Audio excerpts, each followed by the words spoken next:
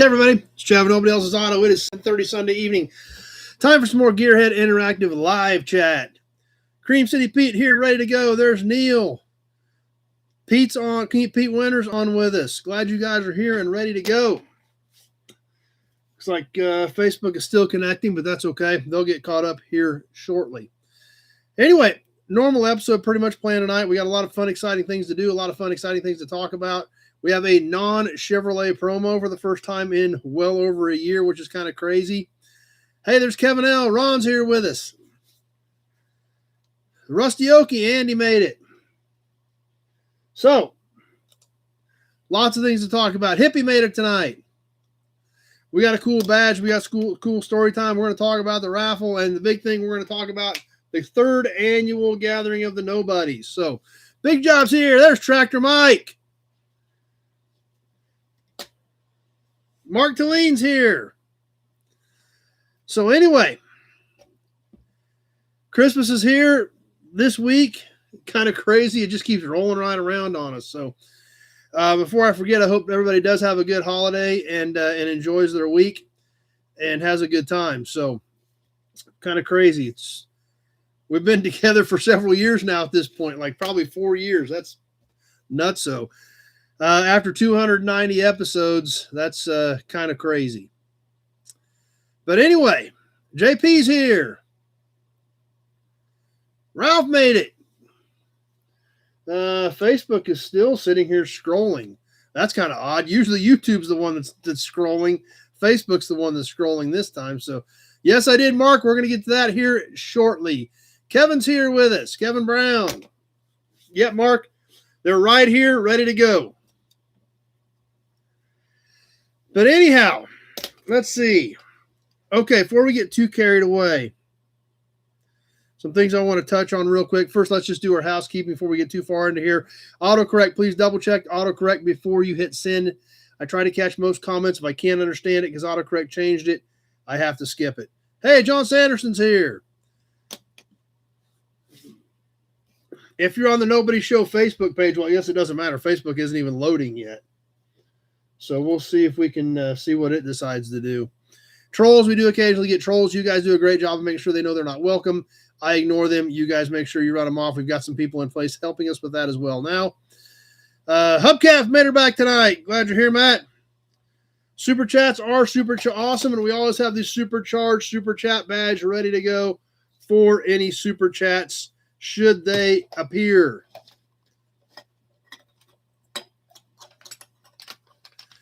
And ads, of course, we are dealing with ads. It's their game. They're going to do what they want. We're going to give you these badges to get things rolling tonight as we get boogieing into tonight's episode. Facebook's still not loading. Not quite sure what's going on here. I guess we'll let it see if it goes. If it goes, it goes. If it doesn't, it doesn't. Well, right there, Kevin L. starting us off right out of the gate with the first supercharged super chat. Boom. Thanks to Kevin L. for kicking off tonight's super chats. Supercharged super chat from Kevin L. Hey, there's Balin Wire. No problem, Mark. Yeah, everybody's going to get a kick out of that, I'm sure. I have one hawk. It is nowhere near complete, Andy. It's pretty rough. Hey, there's Tim, the Troll Patrol. What's up, Tim? Thanks for stopping by. So anyway, okay, before we get too far into anything on auction stuff, like we talked about last week, if you've got stuff hanging here, at least after next week, by the end of the year, get with me. Let's get things wrapped up for the end of the year. I've shipped everything except for a couple of single plates. There's a few orders out there that are just one single license plate. Those I was waiting to see if we got something tonight to go with them before I started shipping them. Anything that was a couple pieces is already gone. So getting caught up on that. But if you just have one license plate hanging, it may still be out there because there's 2 or 3 of those out there that I was kind of holding, but I will go ahead and get on the way if we don't have anything else to go with them shortly. If you haven't gotten your stuff, you should be seeing it at any time. Hey, there's Bill Disc.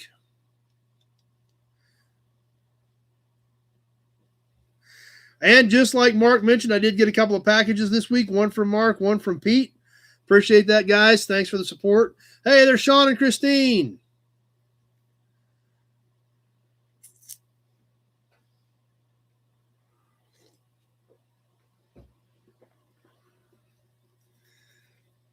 So we got some funny stuff coming up with that. You guys are going to enjoy. And one other thing before we get into the gathering, we've got several things we need to talk about as far as the gathering, since we've got a date picked and we're starting to nail some stuff down. So there's some things I wanted to bring up about the gathering this year, to see if just for some more information. So you going to come up this year, Tim? May 16th on the gathering. But one other thing I did want to mention. I had a guy buy a hubcap on eBay today, and he put a little note in there where you can put a note on it. And it was actually a guy that bought a 59 International pickup from me like 4 years ago. One of the first, shortly after I started doing YouTube. And it was kind of a neat deal. He actually has a video up of the truck now. Running, driving, drivetrain, and everything is all done. Left it as a patina truck. 59 International 4-wheel drive. So I wanted to share that with you guys so you can check it out. He's actually got the link to the old video on there, and then you can actually check out the video. You know, under the hood, the thing looks brand new. Exterior looks about the way he bought it from me. And in fact, if one of you guys want to look it up and grab the link and throw it on the No Buddies page, I would appreciate it, just to make it easier for you guys to find. But if you type in 1959 International B120 pickup update, it brings up this video that Carl did now that truck is done. So it's kind of a full circle deal. I thought some of you guys may enjoy checking that out.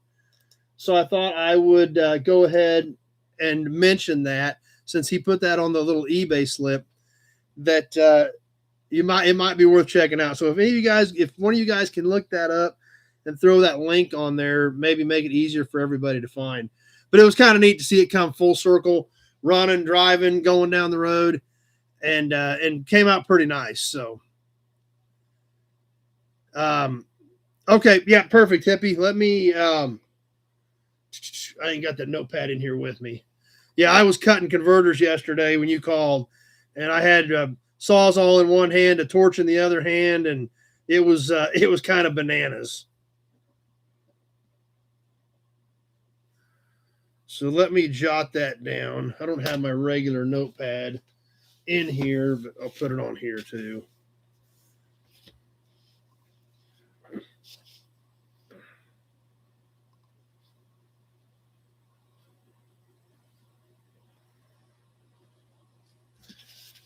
Okay. That's right, Tim. Unless it's really close so we can go. Because we did actually go to Cars last year for a couple hours at the beginning of the gathering. But is that something you think you might make it up for, Tim? I'm sure everybody'd like to meet you. A lot of these guys watch you too, so. But anyway, May 16th, gathering of the Nobodies. So, what do you guys think? You want Tim to come up? We've got entries. We've got people starting to send their money in, reserving their spots. So we've got, peer pressure. That's right. Glenn actually did send his in. He sent in 2. He was thinking about 3, but I told him that everybody else would probably, that Luke did a pretty good job of mooching last week, so Luke probably would be okay. That's right, Mike. Andy's tentatively 2. Okay, guys. And the sooner we can, and I understand we're a long ways out, but the sooner we know, the better, because that way we have a better idea on head count. Hey, there's Leo. Head count, food, things like that. So there we go. So like I said, please, as soon as you guys can, please let us know. Get your $25 in, and so we can make sure that I get with Mark on food and and all that other stuff. So Now, as far as accommodations, there were, um, from what I saw on the post that Andy put up for us, that everybody was just going to worry about. There is not a deadline, Andy, unless we just end up with a ton of people. If we end up with a ton of people to where we think it's just not going to be manageable, then we'll have to cut it off. But we've talked about that in the last couple of years. We have never gotten to that point, but we've never started this early either. The first year was kind of slapped together, literally about 45 or 60 days out. Last year wasn't much better. This year, since we know that we have people that want to come, we actually went ahead and started it earlier this year so people can plan better. So I don't know what that's going to do. I don't know if having a little more lead time for vacations and trip planning and things like that is going to change the amount of registrations we get and how many people are going to come. So that's the only reason that I would say get in early, is just because we don't know what that's going to do. So yeah, that's right, Andy. I mean, a week or two before, we've got to know, because we've got to have, be able to get the food and things like that. But main thing is going to be if we end up with a lot of registrations, we just have to say that, Pete and I and some of the other guys that help with this kind of discuss and say, we really think we can handle much more than that. We may have to shut it down. Typically hippie people, most guys come in on Friday and meet at the brewery late afternoon on Friday. We go to the yard on Saturday. We go through my collection in town Saturday afternoon, Dad's collection Saturday afternoon, and then back to the brewery Friday night. And last year, Ryan had automotive trivia for us, which, by the way, we all got skunked by locals that were just hanging out there. So we need some good automotive trivia hitters this year. I did not play last year. I let you guys play. And then typically on Sunday, we'll have a quick a lot of people stop by the shop on the way out of town and head out. Last year, the auction was kind of a pop-up deal. They ended up scheduling an auction that had some stuff we were interested in that morning. So we all headed over there. Chris Frosher, my good friend with Car Auction, he kind of saw to it that we had a bunch of stuff ready for us. They got a couple of those trailers up towards the front so we could be there early. And it was a blast. We all had a great time. So any, subject to change, barring an auction or something like that popping up that we need to slide in somewhere. So that's kind of the quick rundown. Springfield, Missouri, the Route 66 Car Museum. That sounds like fun, Kevin. Hey there, Steve. Yeah, that's weird. I don't know why it kicked you out and unsubscribed. So anyway, thanks, Leo. Appreciate the like and subscribe. All right. So anyway, now what else is going on with getting that ready? Something else that we actually do raffles that day, Hippie. We'll actually have raffle drawings. We'll have silent auctions and raffles that day. So we do some of that during the day while we're here, Hippie. So yeah, everybody has a great time. And I don't know how we're going to do the raffle this year, as far as like not putting Austin's tickets in until like we've drawn 5 or 6 pieces. I don't know how we're going to do that yet. I ain't figured that out. Hey, there's Nate. Nate's going to try to make it up this year, hopefully. So, Steve, have fun. Yeah, that's why we're going a little bit later this year, Steve. But anyway, guys, please, if you're going to make it, get your registrations in. The sooner we've got them, that just makes it easier on me and Pete. And with Pete managing the email list, managing the updates, the sooner we have you in those groups and on those emails, the better it is for everybody. So, hey, there's Steve Reed.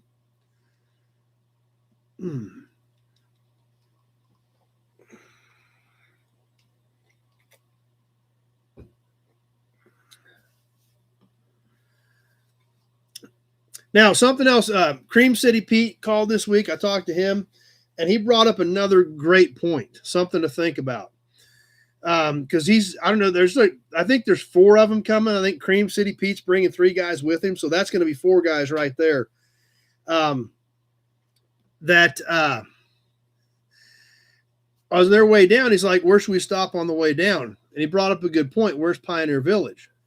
4 people. Okay, 4 people with Cream City Pete.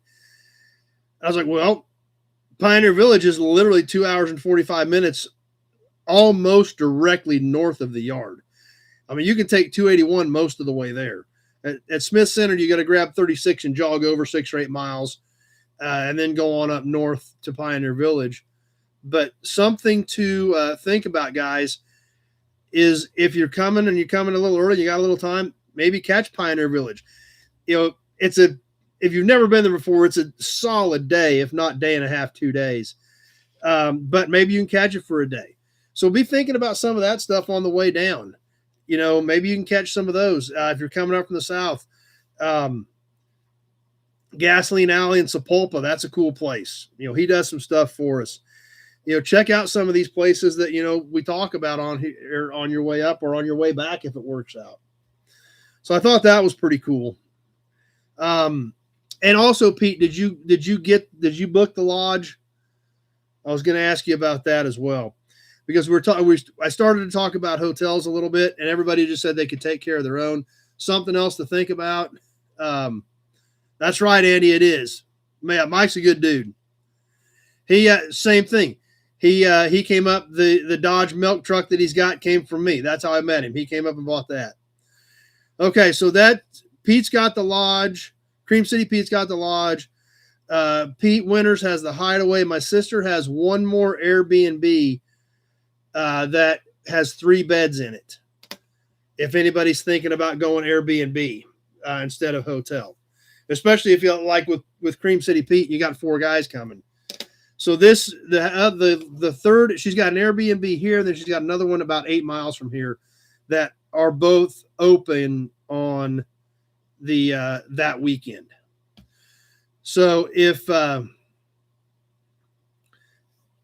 that's something you want to do, get with me, and you can book that direct through her for an Airbnb that weekend. If there's, like I said, if there's 2, 3, 4 guys coming and you want to get an Airbnb just like Cream City Pete, my sister does have that one open, and it is a few bucks cheaper to just go through her. Or you can look at Airbnb's site and book it on there as well. If you've got any other questions about that, just give me a shout, and I can get you in touch with her. If just like with Cream City Pete, 2, 3, 4 guys coming, that's usually a lot better way to go. So.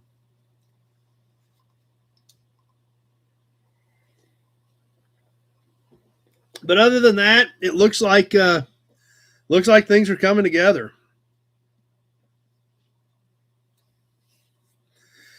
And obviously, we've still got a long time out. You know, we're talking May 16th. It's going to be here before we know it, guys. That's why we're trying to stay a little further ahead of the game this year than we have in the past. Of course, the last couple of years, we didn't know if it was even going to work. So it fortunately it has. You guys have been great. It's been a ton of fun. And like I said, we had entries by the time we got off last week. So when I got shut down last Sunday night, I jumped into PayPal out of curiosity, and our first entries were already in there. So it's awesome. And we'll see how it comes together this year. So anyway, what else we got going tonight? We got a promo model right here that is non-Chevrolet. We got a super killer badge. We've got kind of a hubcap. It's a little bit different, but it's wheel mounted tonight. We've got an awesome sales brochure. And we've got a can that is not a quart. Typically look around in the mid-30s, Tim, because Mark's getting thirsty. There we go, buddy. Because by the time, if we have around 35, maybe 40 people, by the time we figure me and Shayla, mom, dad, my sister comes by, Mouse, the guy that I bought the yard from, he came over one year. Shayla's mom usually comes out. So if we're at 35, 40 people plus all of those, we end up with 50 people running around there pretty quick. So we're going to kind of play with that. Now, for you guys that haven't been here, we'll touch on this a little bit again, just so you guys have a better understanding. and why I try to kind of keep it manageable, because when everybody's at the yard hanging out, what I end up doing is I'll put Dad in one area of the yard, Pete in one area of the yard. I usually put Rico in one area of the yard, and then Kevin Brown takes an area. And what that does is, if anybody's got a question, then they can tell Kevin Brown, hey, can you get Chad over here? Well, Kevin can send me a text. I'll know Kevin is over in that area of the yard, so I will get headed over to that area. I also make sure they got a can of WD-40 or PB Blaster. That way, if somebody opens a hood, opens a trunk lid, or opens a door and it's stuck, obviously I don't want somebody bending up a hood. So that's what those guys are in those areas for. Something gets stuck, holler at them. They'll come spray it down, help you get it closed, things like that. So that's why I kind of do it that way. That's the easiest way I can think of to manage that. And if we had 100 people out there running around, it would be pretty crazy. So that's kind of how we've been doing it. It's worked so far. And we kind of think in those numbers it might work, and we'll see what happens. Like I said, we're kind of leaving it open, see what we get for entries. But if we get up around that many people, we're going to start looking real hard as to, what we're going to be able to think we're going to be able to handle. You two are pretty good buddies, aren't you, Tractor Mike? Starbird, not going to make that.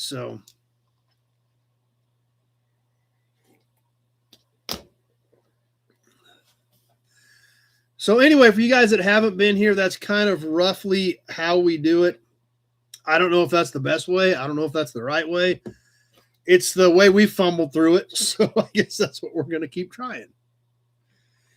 So anyway, and as always, we're always open for suggestions, ideas, but just wanted to throw all that stuff out there and get everybody caught up and up to speed of where we're at, and excited, and appreciate you guys jumping on board and especially getting registered early. Like I said, the earlier we get people registered, the easier it's going to be to have a solid, definitive plan when we get to that point. So anyway,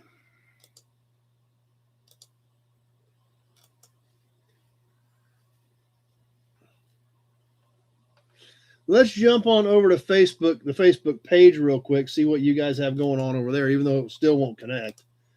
I don't know what the deal is there, but what's going on the No Buddies page real quick.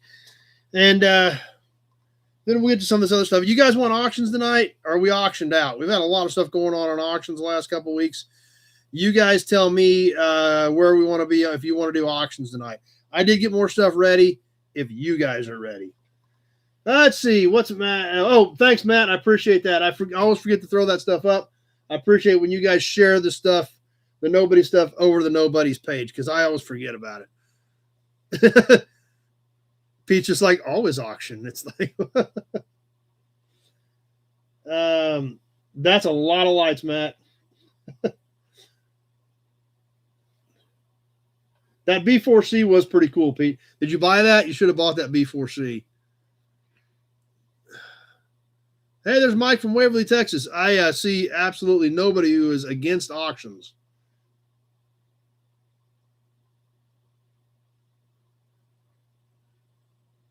Kevin Brown got a 76, 77 Ford pickup in. Those movie trucks were pretty cool, Andy. Wasn't for sale. Okay. I actually don't have a B4C. I've seen a few I've thought about, but I do not have a B4C. Tractor radios. That's right up Tractor Mike's alley. Austin's posting everybody's posting their packages. Glad to see that. So anyway, guys, I always appreciate the participation on the No Buddies page. If you're not on this page, be on that page. Jump on over there, answer the questions. Andy or Zach will get you in. Hey, Matt Griffin's here. 121 members in that group. That's awesome. Jump on over there, get in there, keep up with what everybody else has going on. Zach and Andy put that together so everybody can share their projects and what they've got happening on that page. So check it out. So, boom. Hey, everybody else is, Bill. So Route 66 in Tulsa also. Yeah, those are some pretty cool trucks. So anyway, guys, I appreciate that. It's pretty cool to see that page continue to grow, continue to develop. So if you're not on there, jump over there, get on it, answer the questions, and they'll get you in the group. It's been a lot of fun. Hey, there's Wake Up. Boom, Hudson badge. I need water.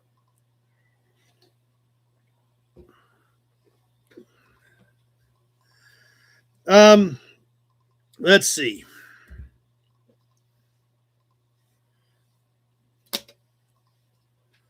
And that's right. Please answer the questions. If you're not sure about them, if you're on there right now and you're not sure about the questions, just check with us and see. I don't even remember what Andy had on there for questions. Just to make sure that you're part of the group and not a bot. So, all right. I tell you what, let's go ahead and do the brochure, and then we'll maybe do auctions. Reason we're going to do the brochure a little early because I got to show some. I got to show you guys something. We got a cool brochure. Don't get me wrong. Because as you guys know, we got this massive sales literature collection earlier this year from a good friend, Carrie, and I love sharing it with you guys, and we are finding more and more and more and more and more amazing stuff every time I open a box. Hey, there's Sean. Perfect. That'd be awesome if you guys could make it. Hey, there's Mark Kirk. Are you coming with Kevin, Mark, to the gathering? Ain't junking unless you're junking in a Bentley, right, Mark? Nash brochure was killer. All right. Now, before we get to the brochure, I'm going to go grab the brochure. We're going to talk about what Mark Talene sent us.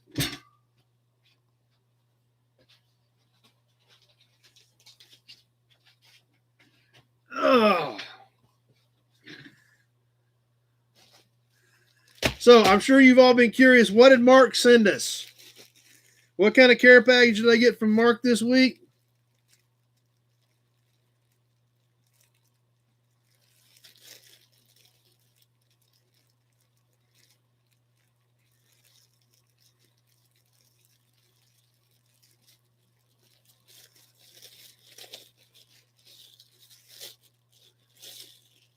Hey, you actually use the word car in front of nuts, Sean. Most people here just say nuts because that's kind of what we all are.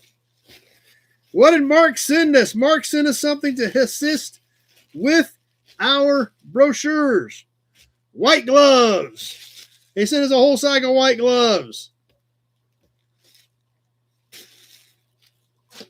So, check this out, guys. We now have white gloves. Oh, hold up. Supercharged super chat from Andy, the Rusty Okie. Boom. Thanks, Andy, for the supercharged super chat. Okay, here we go. These have a thumb. Let me see here. Sam442.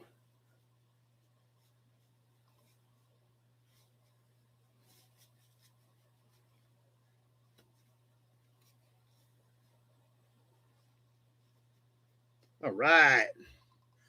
100% cotton gloves.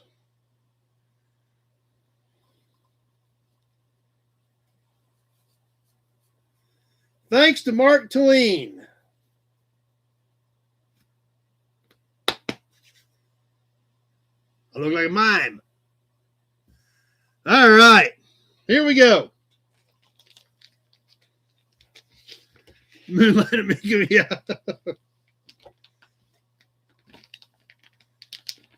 They're almost too, the soft gloves can't get a hold of the plastic to get the sleeves open.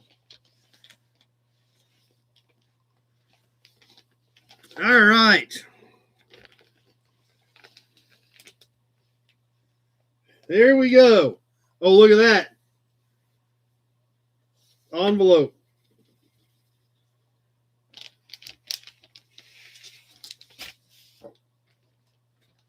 Seriously, I can hardly hold the plastic sleeves with the gloves. Yeah, I put them back in the bag.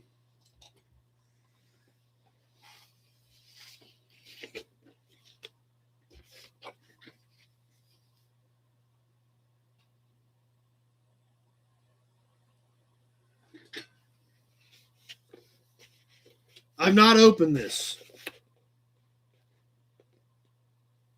Dr. Chad, that's right.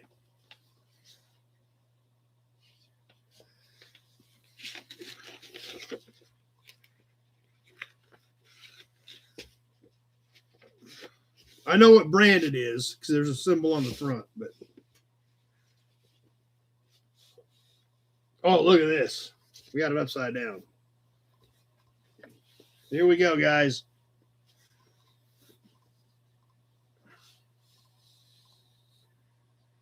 I can't see it. You guys are seeing it first.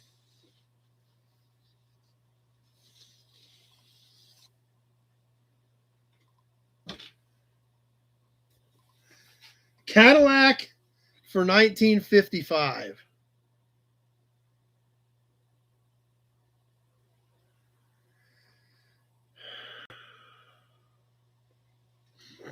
That's right, Big Job.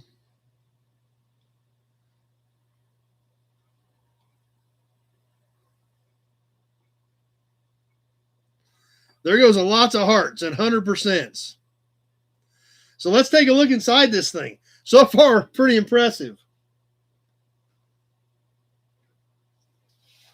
I'm going to have to get here where I can show this to you.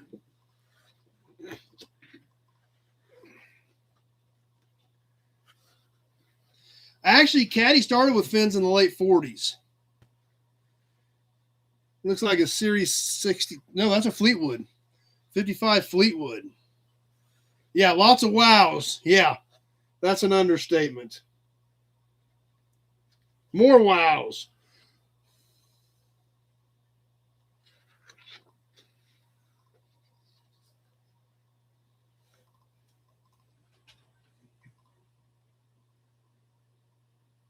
Yep, the cover is embossed.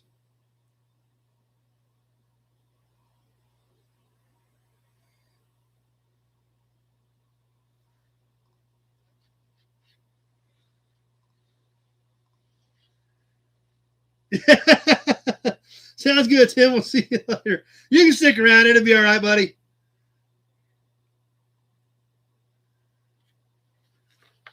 Yeah, I do kind of need a music stand to place it on. Series 60 Special.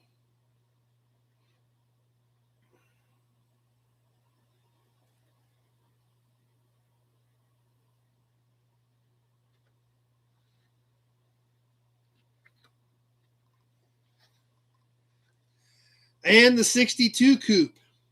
Now, believe it or not, there were two coupes in 55. There was the Series 62 coupe, and then there was the Coupe de Ville. And yes, they were separate models in 55.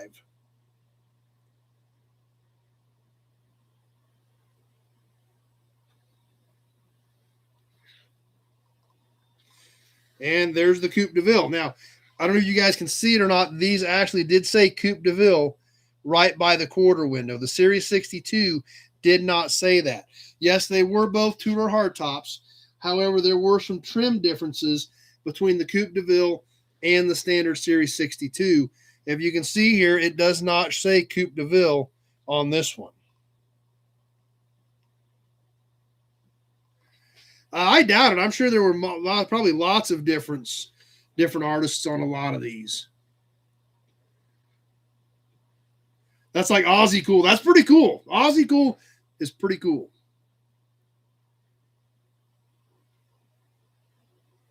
$90 stitches? Holy cow.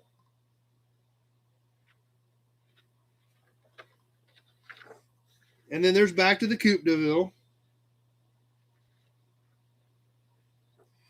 And the 62 sedan, your basic Cadillac sedan, if there was such a thing in the 50s. Cadillac, the standard of the world.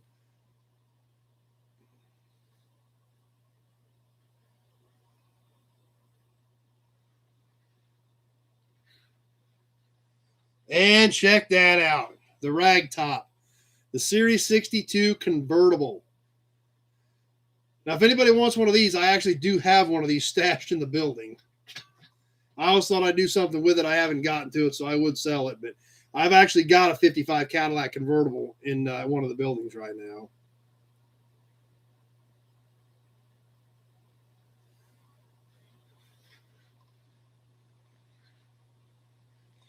And here it is. If you were really rolling high in 55, the Eldorado, the top dog, the top Cadillac already being standard of the world, the Eldorado was top dog over that. The hearts are still flowing.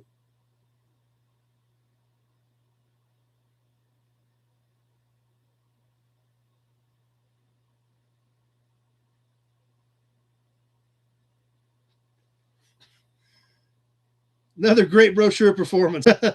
Glad you're enjoying it, Greg.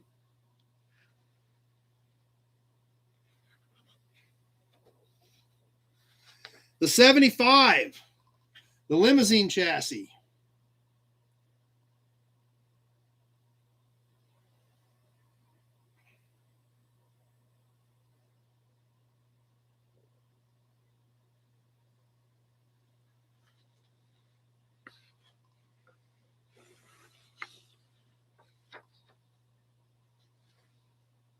New 250 horsepower engine, Eldorado exclusive 270 horse. That was dual quads in 55. Now, this was in 55 still a 331. However, it's kind of odd that this was kind of the same thing that happened in the Hemi world, even the same size, actually. Now, Cadillac came out with a 331 overhead valve engine in 1949, as well as Oldsmobile's Rocket overhead valve V8 in 49. Now, these engines, that engine in the Cadillac in 49 was a 331. They used the 331 all the way up until 55. However, and I don't know if we're going to really be able to see it or not now, you can't really tell. Through 54, they used an extended bell housing back here, where you had a big chunk off the back of the engine and then the transmission bolted on back here. 55, this was a shorter bell housing, so that was a 55 only engine, and that actually was, and like I said, cast as part of the block. The weird part about it is the 331 Hemi with Chrysler did the exact same thing, except they didn't come out till 51, but they did have an extended bell housing cast onto the back of the block up until 54. In 55, they still used the 331 Hemi, but the back of the block was different. The hearts are still flowing. That's awesome.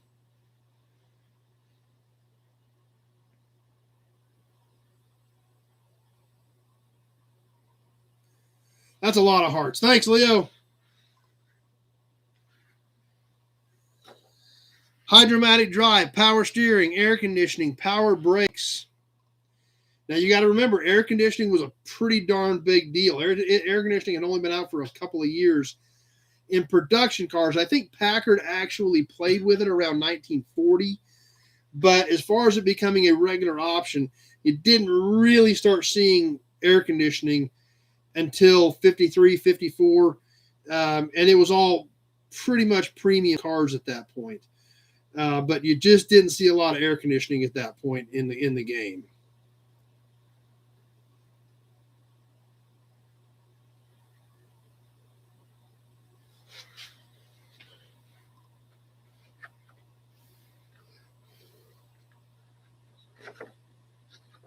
Accessories. The Sabre wheels. The first year for the Sabre wheels, the cast wheels. 54 were still wire hubcaps for accessories, but the Sabre wheel did come out in 55.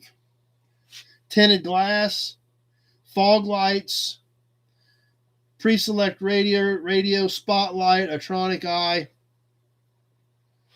It's amazing how many accessories that we have today that originated in the 50s. That's right, Balin Wire. 270 horse out of 331 was a lot. But that was the dual quad engine.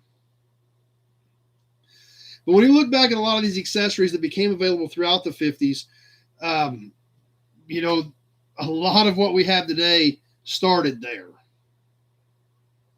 It's some pretty cool stuff, Mark. I'm gonna have to agree with you. The hearts are still boogieing. And we're getting towards the end. I don't know if there's anything here on the last page or not.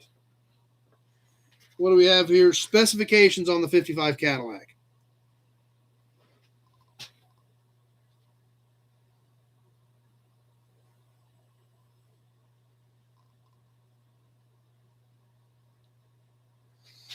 And this actually Series 60 special, a 60 series special back here, because this actually does say Fleetwood on the trunk lid. Had that been a Series 62, that would have had a Cadillac crest there. So that is a 60 special since that says Fleetwood on the back. And back, yes, to the embossed front cover. This Cadillac crest is embossed in the cover itself. The hearts are not letting up, which is awesome. It tells me you guys are digging this thing. And that's a good point, Pete. Think of what it cost to make these brochures back then. And then put them in an envelope. And this is a big brochure. We're going to measure this actually. Because here's the whole envelope. And just like we talked about on all these, just like Kevin says, these are art. Absolutely, 200%, no doubt about it. These are fine art. But this brochure is 13 and a half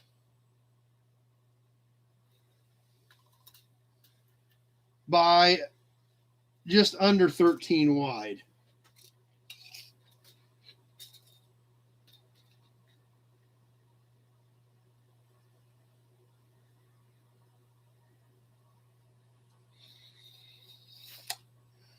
So, yeah, it's big. It is magnificent.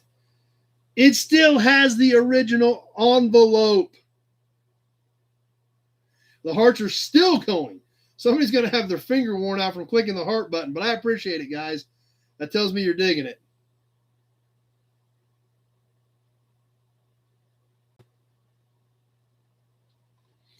So,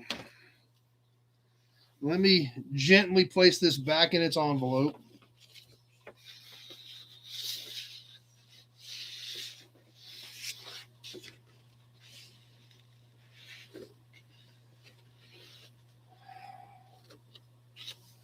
Back safe and sound.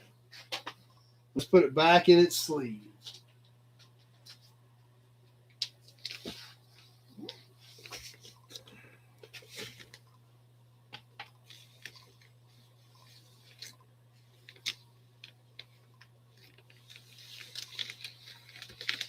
And something else, I don't know if I showed you guys, but every time I pull out one of these sleeves, there's usually a brochure on the other side too. I'm usually only showing you half when we get one of these out. Oh, let me see if we get caught up here. That's right, Ron. It is awesome. Fine diamonds. Well, let's compare the brochure to diamonds. Where are we at, guys? So, yeah, remember, every time I pull one of these out and pull a brochure out, you're usually only seeing half. Sometimes there's 3 or 4 in each jacket, 1 or 2 on each side. So, yeah, you're only seeing half when we pull one of these out. Yeah, I've said this 1,000 times, and I can't thank Carrie enough for thinking of me and allowing us to buy this from him and share it with you. It's been a ton of fun. So, and we got a lot more cool stuff coming. I'm still finding stuff there. Every time I go look for a brochure, it's like, oh, we could do that. Oh, we could do that. Oh, we could do that. There's just so much cool stuff.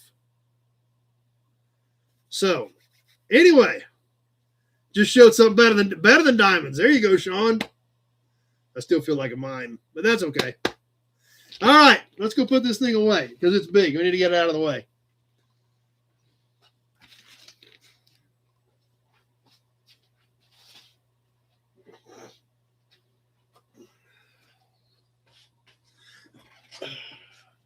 All right.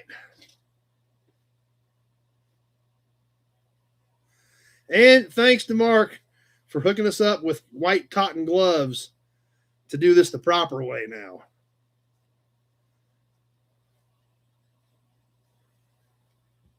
And we've got a pack of them, so we're in good shape. We'll put these with the rest of them. Got a nice little pack of them. Put them down here in the corner of the desk drawer so that we're ready for next week. So thanks, Mark. Appreciate it. Hey, man from the farm stopping by. Probably all need a Hudson and an Auburn badge after that deal. Whew, that's good stuff.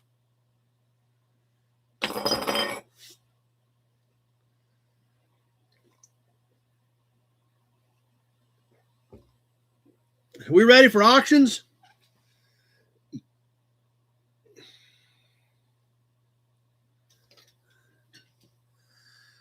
Yeah, let's squeeze some auctions in, I guess. We can go and start with that.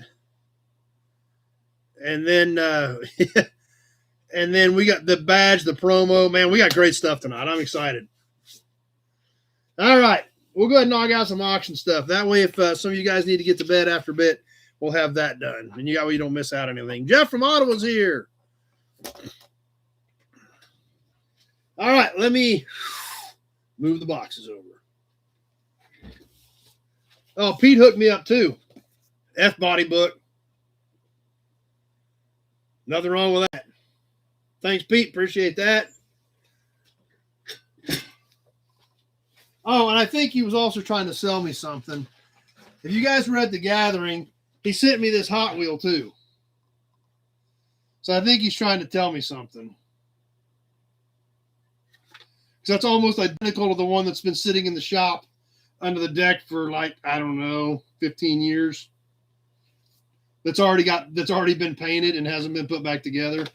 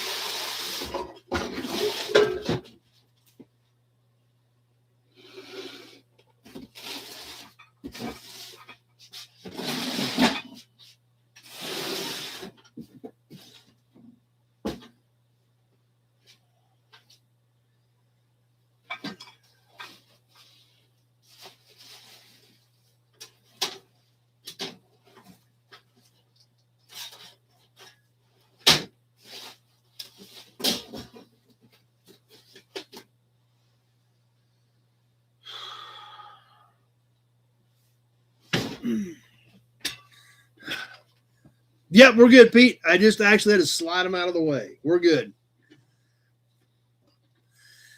Hey, there's Tina. Glad Tina stopped by tonight. She hung out with me and Tractor Mike at Meekum this year. Had a great time. All right. We got some, what do we got? Cans, grease caps, hubcaps, license plates, badge, can. Yeah, we got some neat stuff. All right, guys, we'll go ahead and get rolling. Let's have a Hudson badge. Let's think about we'll start off with a couple of basic plates here. As always, we know everybody's got some delays. We'll start off with a couple of basic plates that aren't quite as high dollar as stuff. And everybody can kind of see what I'm seeing versus what you're seeing before we get into some of this good stuff. I got one oil can that is killer that I think that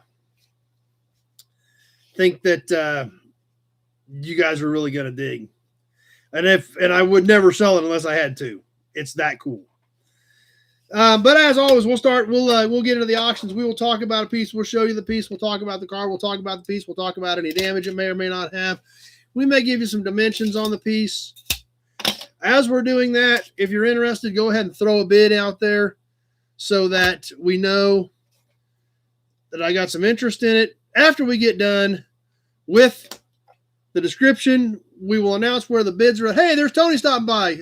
Yes, haven't seen you in a while, Tony. Glad you made it back.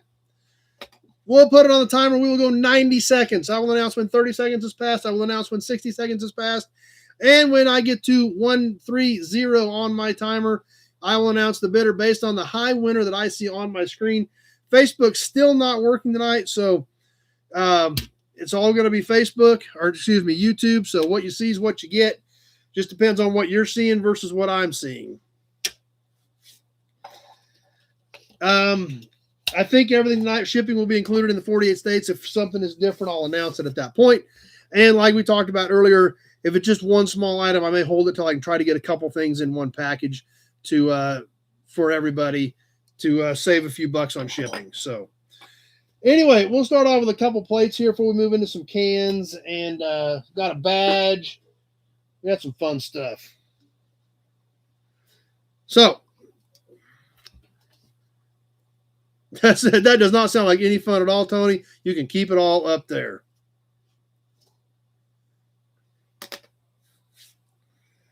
So anyhow, we'll start off. This is kind of a different plate. The plate is old and it's for an antique vehicle, and that's what made this interesting to me. This is a 1974-1975 Illinois antique vehicle plate. So what was this thing on? You know, this was probably in 74. Well, and of course, you got to remember, a lot of times back then, 10 or 12 years was normal use out of a vehicle. So this could have been 20, 30 years old, but people weren't really restoring a lot of stuff from the 50s or 60s and the mid 70s. So this was more than likely on a pre-war vehicle. Now, obviously, being that's probably what it was on, condition is excellent. It's kind of a yellowish with red numbers and letters. Land of Lincoln, it is all embossed and then printed on the front. So anyway, yeah, we had almost 80-mile-an-hour winds Thursday. So anyway, like I said, we'll start off with a few more basic pieces. If there's any interest in this, even at that point, I just thought it was odd thinking, what was this on in 74 being an antique vehicle? So Ron, starting us off at 10. Oh, this is a standard size, roughly 6x12 plate as well. So, all right, I got Ron at 10. I'll try to, and like I said, I'll announce stuff as I see it so you guys can kind of get a feel for where you're at on your feed versus what I'm seeing on my screen. And like I said, we've got some pretty killer pieces tonight. We want to start off with a few. Kevin Brown at 12.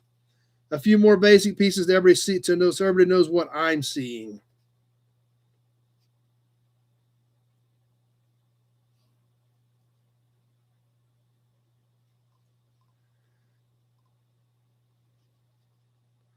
Just past the 30-second mark.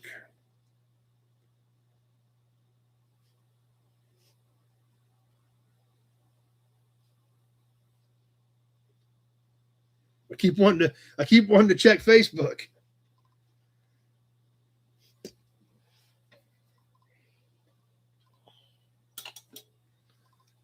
One minute gone.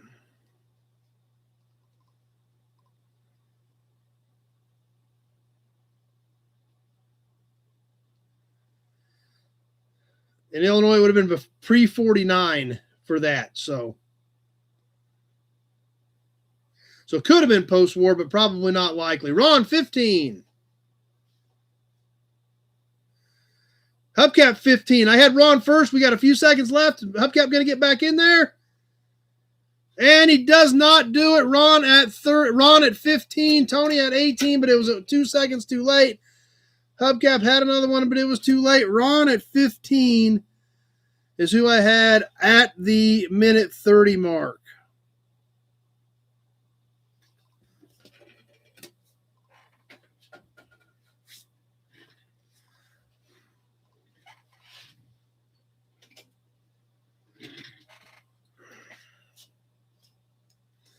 That one got kind of interesting at the end there.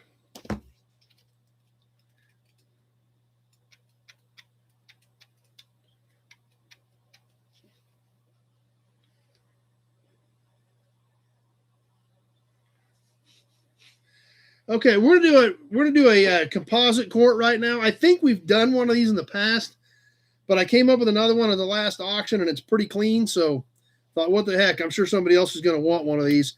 In the book, in your oil can book, this is can number 803 on page 73.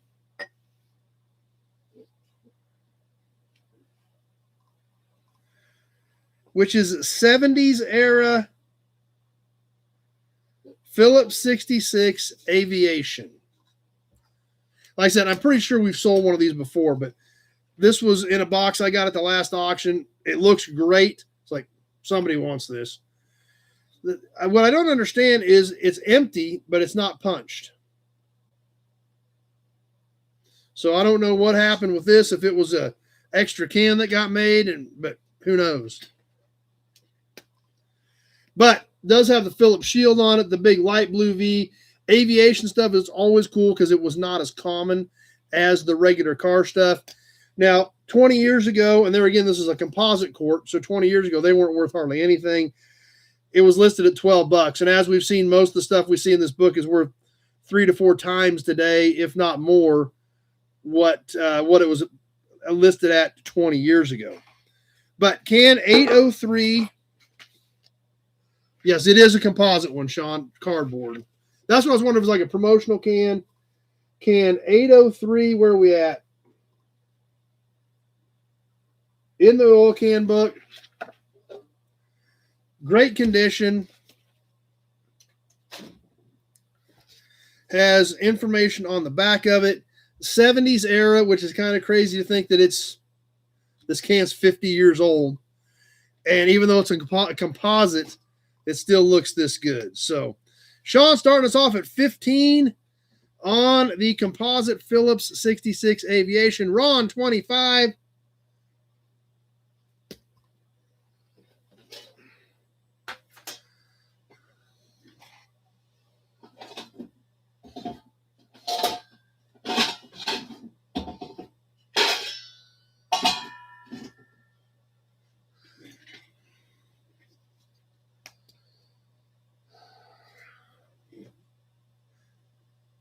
$30 seconds gone.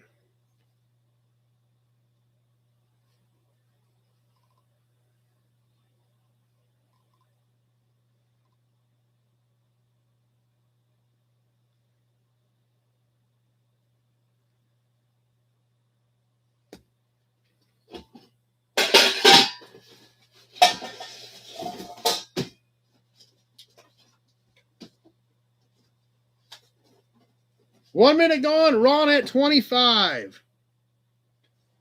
Oh, that's odd, Jeff.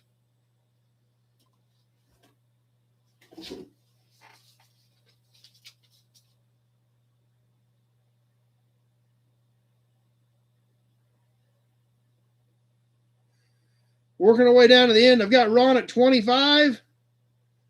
We got a few seconds left. Sean, 27. And that does it. Sean gets it done at 27. Hit that just about right. Had about 4 seconds left.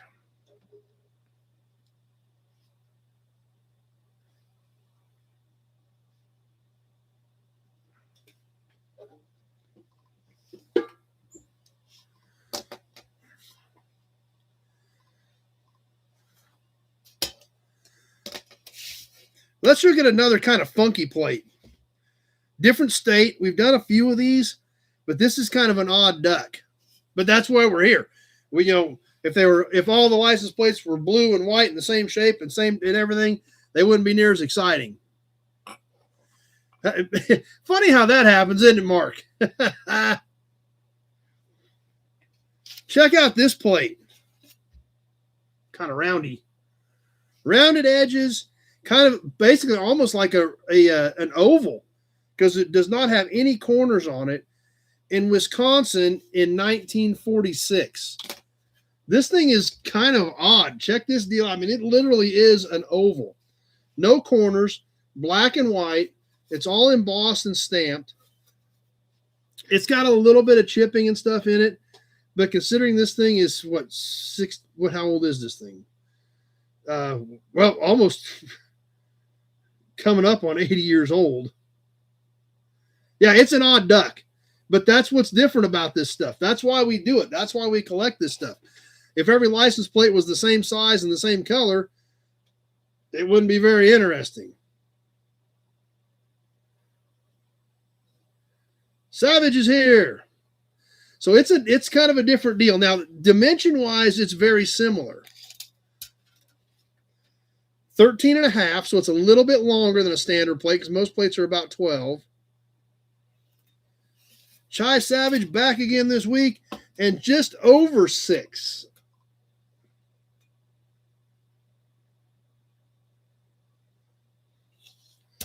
So kind of an interesting deal. Wisconsin, 1946 oval license plate. All right, here we go. Who's going to start us off on this one? Come on, go. Mark, 15. Jesse, 5. Cream City Pete, 17.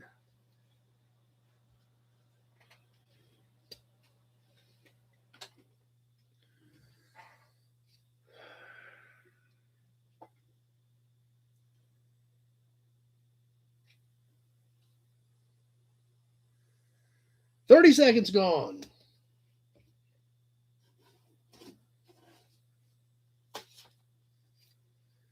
Oh, I did go through my new plates a little bit today, too. I started sorting some of those today.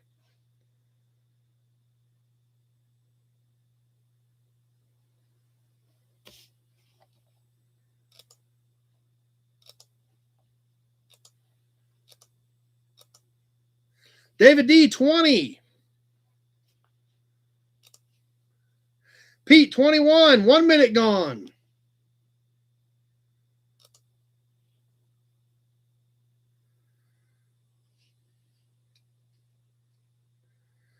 Cream City Pete at 21. We're coming down to the end on this one. David D, 23. Got a few seconds left. 23 with David D. Tony, 26. Big Job, 39. And that does it. Big Job's 39. There was a couple other shots that made it on time, but Big Job just covered them up with a 39. And that one is pretty cool. I mean, it's just a super unique deal.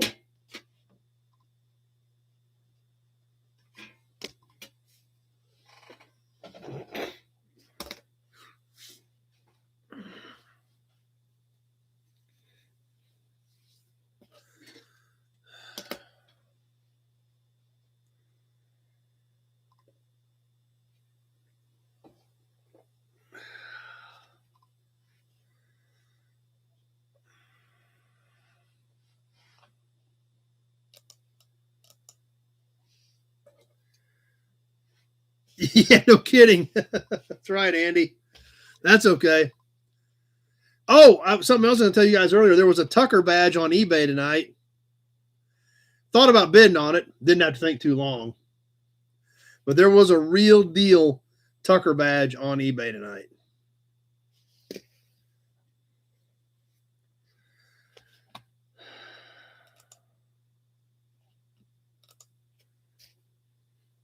All right, we haven't done a cap yet tonight, right? Let's do a cap.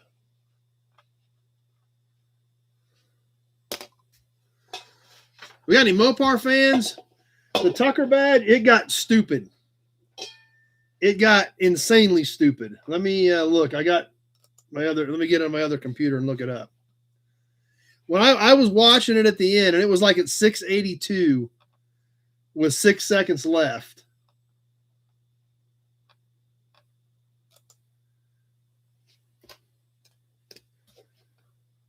And it sold for 16 and a quarter. 16.25 plus $50 shipping. Cool to see one, but yeah, I thought about bidding on it, but didn't have to think too long.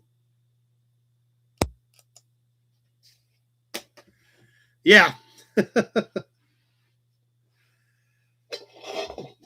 All right, where's our Mopar fans at tonight? Hudson badge. Yep. Well, 1,625, and then they had $50 shipping because it was like 2-day signature required, obviously, for something that rare and valuable. Yeah, so just a tick under 17. Well, you'd add sales tax on top of that too, so it was over 1,700. Yeah, and if somebody's restoring one of those cars and you don't have it, what's it worth? You kind of got to have it, you know. All right, let's get your cap. We haven't done any hubcaps tonight. For our Mopar fans, this is a pretty funky one. Dodge. I didn't look up and see which one this is. This is probably 60s era stainless. All this ribbing is stamped into the cap. As we look at the back, you can see how this is all stamped in it. Black around the edges in the ribbing, black on the Dodge lettering. Nice shiny stainless on this thing. It's almost like a mirror. I can see you and you can see me, and we can see each other right here in this here cap. It is right at 10 inches in diameter on the outside perimeter. Good wall hanger, especially if you're a Mopar guy. I don't know if it's Van or not. I didn't look it up. I just thought it looked kind of cool. And I figured if there's a Mopar guy in here, they probably want to hang it in their shop. So I don't know what it is, but I know in 90 seconds it's gonna belong to somebody else. It could be Big Job. I didn't check it. So we're going. Where's our Mopar fans at on the Dodge Cap?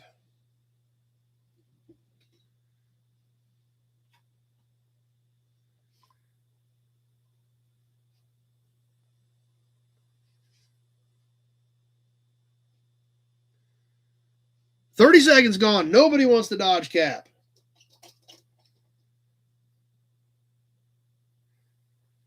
Doubles as a Soup Bowl hat.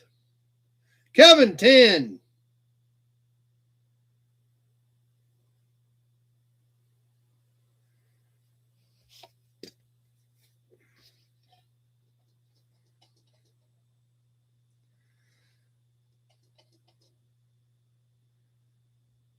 One minute gone. 30 seconds left. Mark, 15. At least some of you guys are bidding now. I thought we were going to have to say no more Dodge Caps.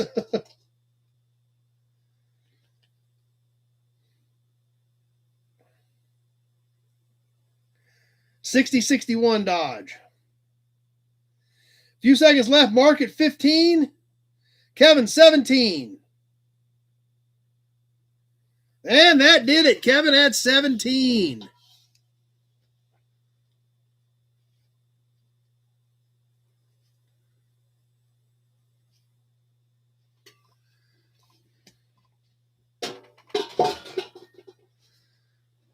All right, I got an enamel badge to do tonight, guys, but it's kind of rough.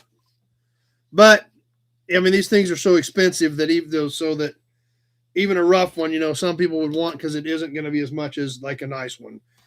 Since some nice badges can obviously bring $1,625, this one obviously not near that rare scarce, but it's still kind of cool.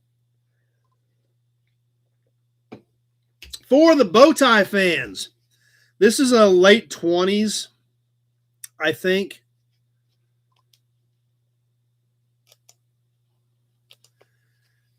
Radiator shell badge for Chevrolet. Now, this one's rough. It is bent a little bit. It's not perfectly flat. It does have color loss, especially down here at the bottom. And even some of this, the blue is wonky on it. I'm not sure what happened with all that. Mark at 10. But it's kind of a neat piece. And it's a little bit bigger than some of these other ones. It is 4 inches.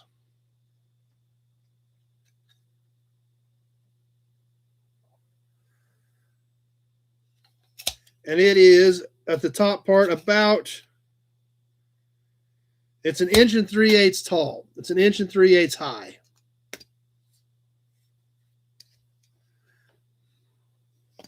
This did have the button on the back to press it on. That button has been broken off. Like I said, it is bent up. It does have some wonky coloring, but man, it's cool. And it's, there again, it's probably late 20s. So coming right up on 100 years old. Pretty neat piece. Mark at 10. Here we go.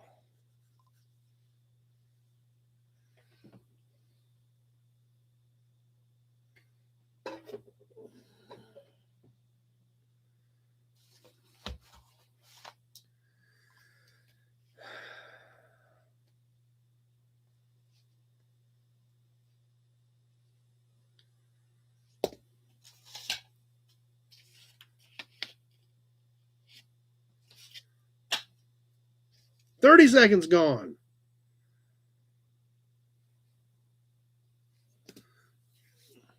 There's a lot of crickets out there, especially on something this cool.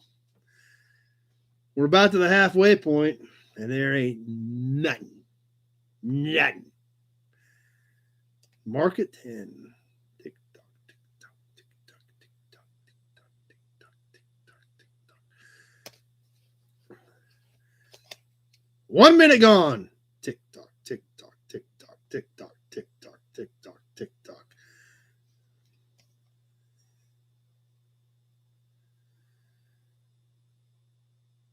There ain't nothing happening. Ron, 15. Here we go. We're ticking away. We're coming down to the end. Ron at 15. Tony at 18. 16, 17. I got Tony at 18. David D at 20. Couple seconds left. Pete 21, and that does it. Pete hit 21 as it hit 130. There was 0 time left, but technically it hit at 130. Pete at 21. Whew. Holy cow.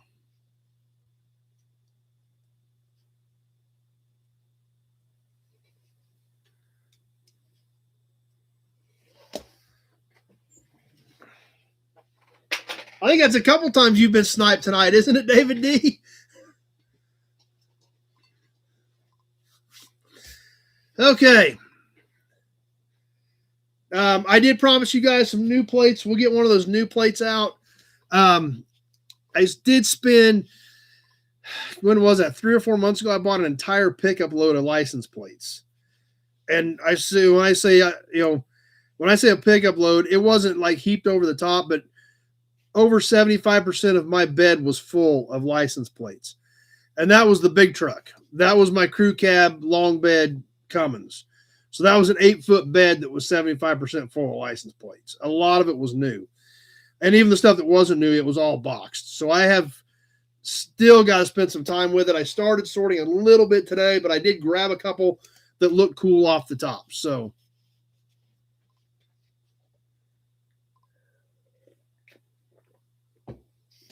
let's check one of these out. This is small, so I'm assuming this one's going to be motorcycle. Do we have any motorcycle plate guys here? So let's look at it. It's still in the envelope. What do we got? And this will come in the envelope.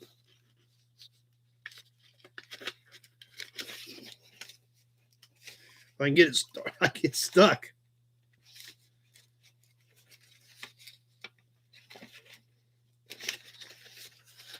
I'm trying to get it out. It's been in here so long, it's stuck. There we go. I had to kind of peel the paper back a little bit. All right, here we go, guys.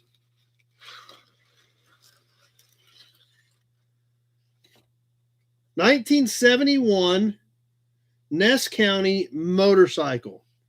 This is 54 years old, and it just came out of its envelope. A little bit of surface rust on the back. A touch of paint loss down here at the bottom. So since this is motorcycle, it is smaller. About 7 3/4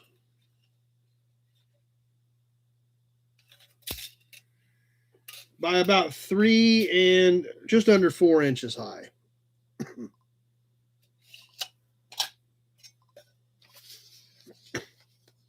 So got a couple more new car ones yet tonight if we get that far. But brand new 1971 Kansas motorcycle with its original envelope. And yes, it's actually the envelope says $298.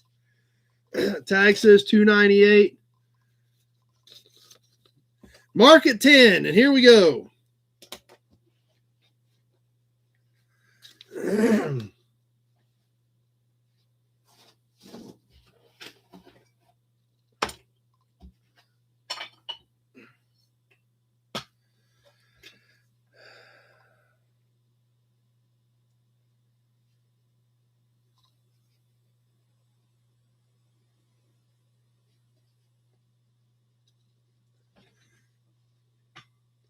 $30 seconds gone. So that was probably come out of the same box then. No, it's still up, Jeff. We were just talking about it earlier. We were on there earlier, actually. We'll touch base on that here as soon as we get done with this. So, yeah, that must have come out of the same box because I don't remember some of this stuff. Like I said, there's so many boxes of these. I'm just trying to remember. We've done one of these in the last week or two and trying to find something different. 1 minute gone. 30 seconds left to go. Mark at 10.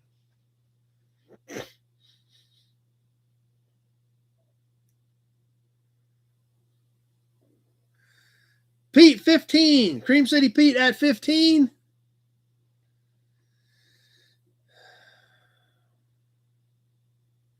Big Job, 22.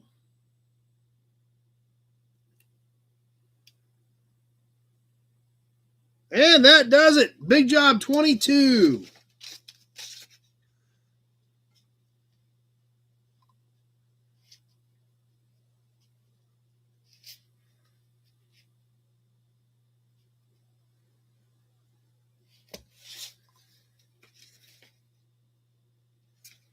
Slide this back in the envelope. And move on to a horn button, because those are always fun too.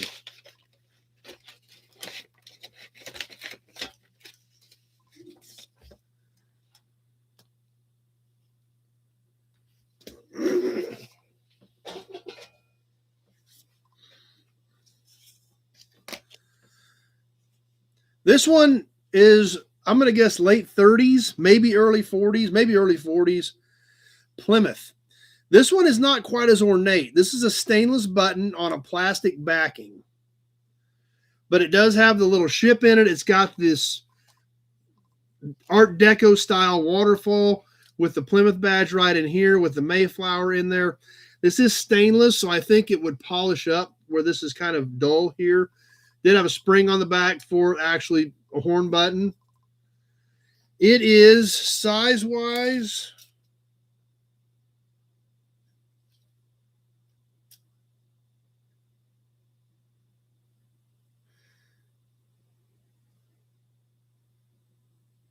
about 3 3/8 across the stainless part. Almost 3.5 if we go out here to the edge. Kevin L at 10 on the Plymouth horn button.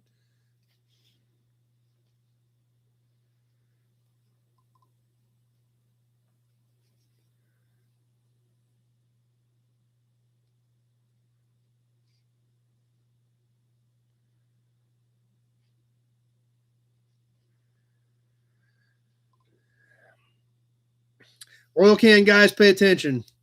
Great can coming up next. I just put it on my list, so I got to sell it next. It is in the can book if you want to get your can books out. 30 seconds gone. 60 seconds left to go.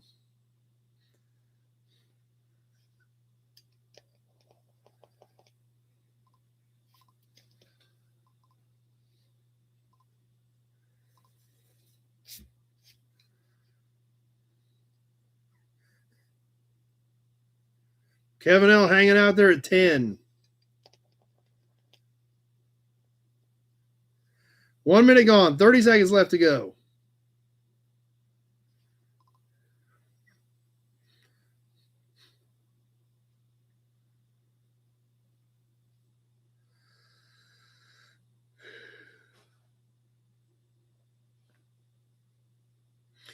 John Sanderson, 15. Working our way down to the end. John at 15. Hubcap Dylan, 18. Ron, 18. Couple seconds left. Hubcap at 18. And that does it. Hubcap Dylan at 18. Ron came back late. Kevin came back late. Hubcap Dylan, 18.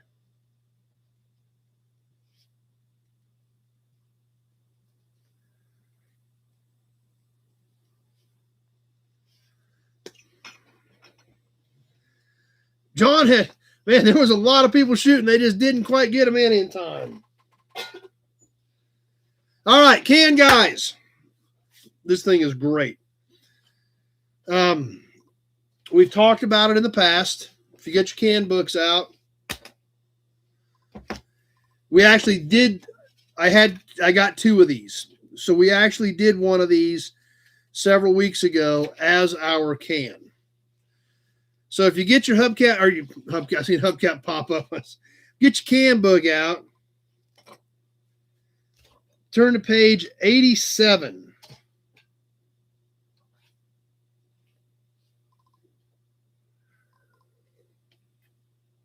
And you're going to have a chance to own can number 984, which is Texaco Aircraft, December 1961. This is full. It is new oil stock. If you are pickup, I will leave it the way it is. If I have to ship it, I have to drain it because I can't ship the oil. Decent condition, few scuffs and scratches. I really wanted to keep both of these, but there's no point in it. Can number 984. I know we looked at it because we did check it off in my book when I did it. There it is, Texaco aircraft engine oil. 1961, 64 years old. It is all steel, metal can. It is sealed, full. Texaco aircraft engine oil. There it is, guys. Few scuffs and scratches. Good color. This thing's 65 years old. There's the metal seam on it. The Texaco arrow, the Texaco star. The weight on the top, I don't know if you can make it out. There's a little bit of surface rust on the top. Bottom still clean. Yeah, it's a great can. They had this thing at $30 20 years ago. So not a very common can that you're going to see very often. Standard size quart, all metal, Texaco aircraft engine oil. 984 in the can book. Who's going to get us started on this one?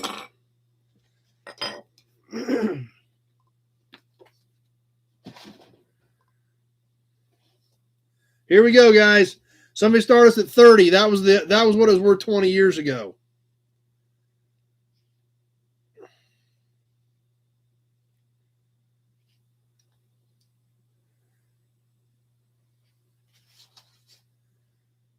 No bids on this thing? Because I will pull this and keep it. I have no problem doing that.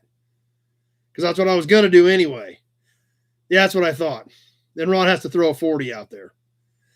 Now we got to sell it. Ron at 40.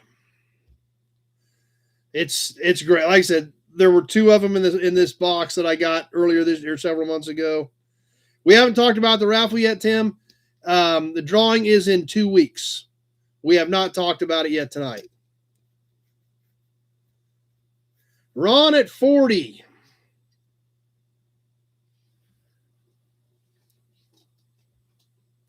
$30 seconds gone. Ron may just want to throw something out there to scare everybody off.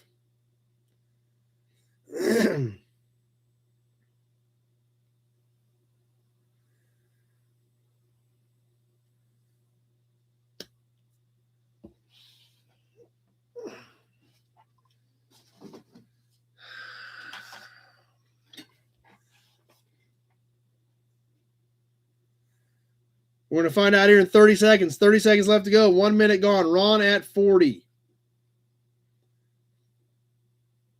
Hey, there's John Anderson.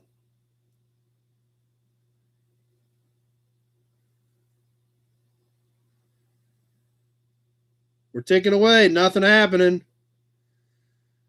Ron going to get this for 40. Tim B, 41.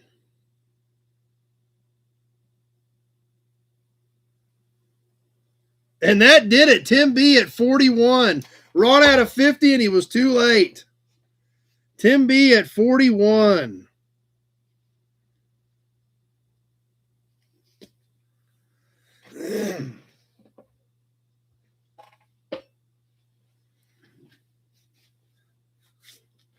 Haven't done any grease caps yet tonight. We need to do a grease cap.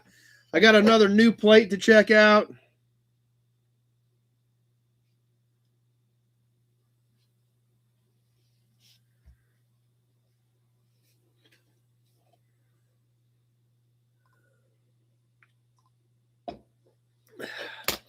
All right, check this one out, guys. Condition on this is pretty nice. It's got the big C for Chrysler on it. What's amazing is how straight this thing is. And it's also kind of weird because it's a little bit deeper than most of these are. It has like kind of a neck to it. We see the hex part back here around the back side of it where you could get a wrench around it. Internal threads like all these are. On the Chrysler grease cap. This also has nubs on the back also. They probably may have had a way to get a hold of it to go back on the backside and grab those nubs. On the really exceptionally straight Chrysler grease cap. So, size-wise, how big is this thing? 4-inch. 4 inches in diameter on the Chrysler grease cap. And here we go.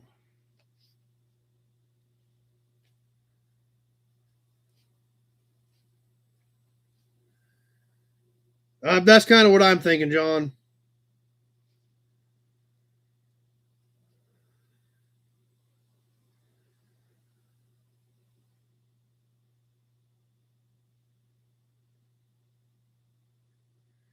Tim B, 25.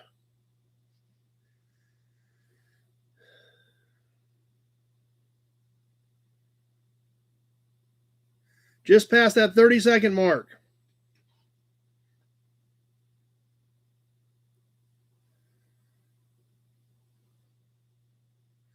I don't really remember seeing it anywhere else either, Pete, just mainly on grease caps.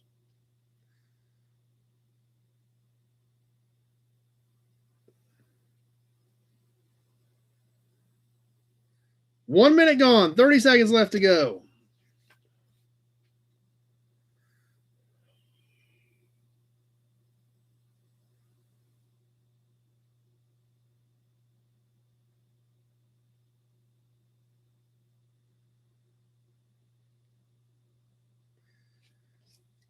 Coming out of the end, Tim B, 25.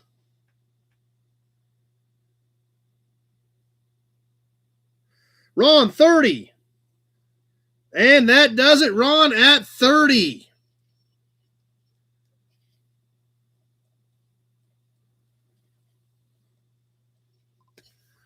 Tim B, 31, too late. Flash auction time. Want to do a flash auction? We can do that. In fact, I got something here that's kind of weird, kind of funky, that might be kind of fun to do that with. Early 30s, I'm guessing. I didn't look it up specifically.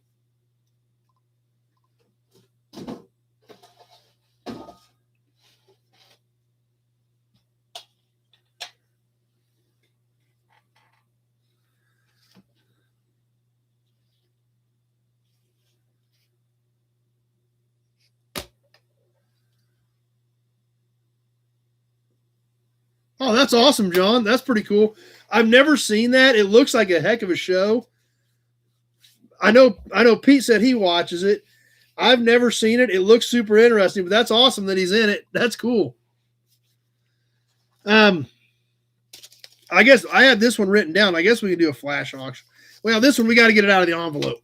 We'll do a flash. I got a license plate here that's kind of funky and kind of weird. We'll do a flash auction on it next. This next one I've already got written on my notepad, and it's new, so we got to get it out of the envelope. So I don't think that would work, or we'll end up shredding the envelope. We don't want to do that. I know we did one of these before because I remember the envelope. I don't remember what color the plate was because it's been a while, but the envelope is awesome. The 1961 Kansas Centennial. I know you guys are going to remember this, and I found another one. Check this out. This is the envelope.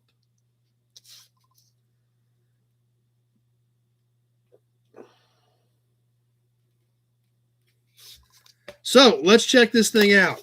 Like I said, I don't want to do a flash auction because then the thing will get hung up. We'll rip the envelope and nobody will be happy. So let's open it up.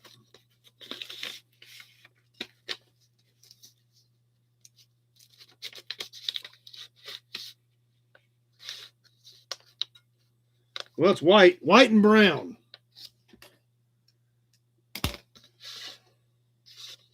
First time in 64 years. What's it say? Trailer.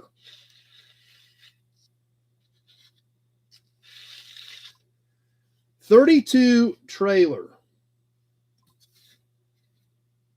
This thing still has paint in the holes.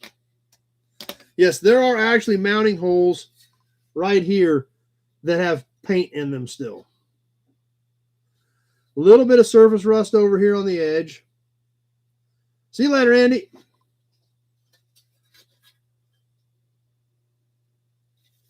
So that's pretty cool. Oh, the Nobody's page. Yes. Nobody's page. It is still up. Make sure you answer the questions. Get in there. I know somebody mentioned that earlier, but yes, it is still up. I just seen that when Andy was signing off since he helps. He's admin on it for us. Actually still has runs in the paint on the back. First time. Yep. Just pulled it out. Plus you get the cool envelope with it. So I think I've seen a few others of these envelopes in the pile. I don't know if they're all the same series. But I know there's not a ton of these. Christine 10, Tony 10, Ron 20. So here it is. Let me hit the timer and get going on this thing. Yep, that's it. First time in, you went in here 64 years ago. Actually, we're at the end of the year, maybe 65 years ago. Maybe they made it at the end of 60.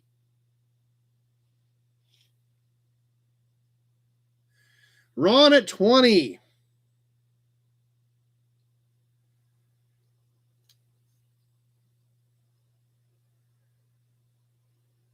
$30 seconds gone.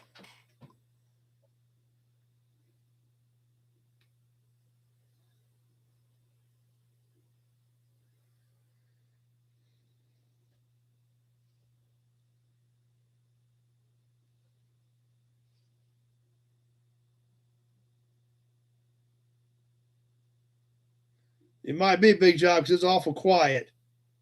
And this thing's killer. 1 minute gone, 30 seconds left. Ron at 20.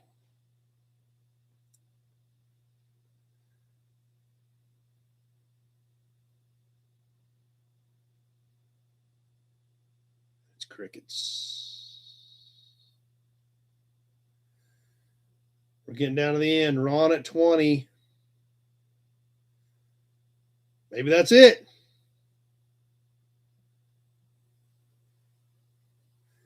21. Mark Talene gets it at 21, and that did it. And he had like no time left, but he got it in there at like 129. But Mark Talene gets it done at 21.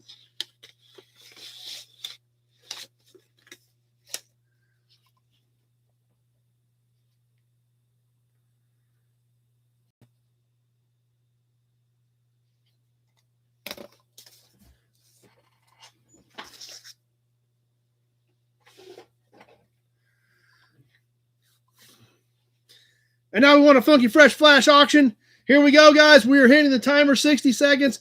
Ham auction plate time, 1954. Check this thing out. The state is actually cut out. We're going 60 seconds. We're live and on the timer as of right now. This is white, black lettering, ham radio from 1954. This is kind of an odd duck. This is all embossed. We are on the timer. We're going 60 seconds. It is a funky fresh flash auction. And we are live, and here we go. So the ham radio operator name, state cut out, not stamped. There's old school. Nobody's bidding. We're already come up to 30 seconds already.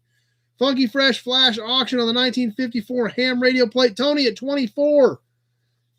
Cool piece. I'm glad you're back, old school. We're on the time. We're going. I've got Tony at 24. I've got other bids coming in, but Tony at 24 is the high bidder. 60 seconds. Big Job at 25. Just a little bit of time left. Here we go. Big Job 25. We're coming down to the end of the 60 seconds. And what's going to happen? Big Job at 25. Ron 27. And that does it. Ron at 27.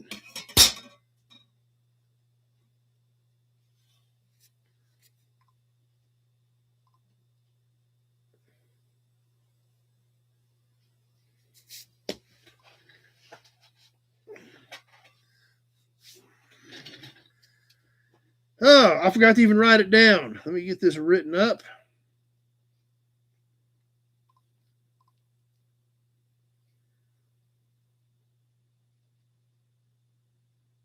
All right. 61, Mark.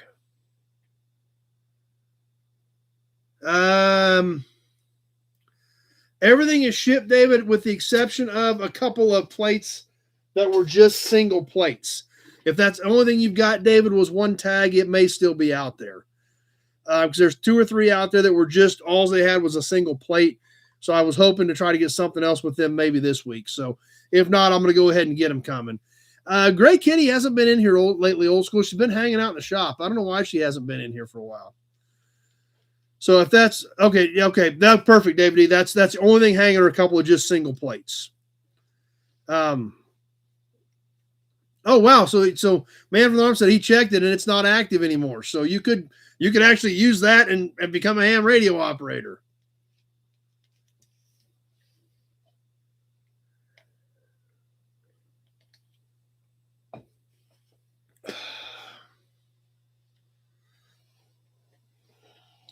All right, we want to keep moving, guys, or we want to squeeze something else in here. I think we'll just move on for tonight. We got a lot of stuff to cover yet. So let me get back to my notes. Thanks, guys. Had a blast on the auctions tonight. We got some great stuff I want to get to. Everything is good tonight. The badge, the promo, the can. This is all kind of knock your socks off stuff.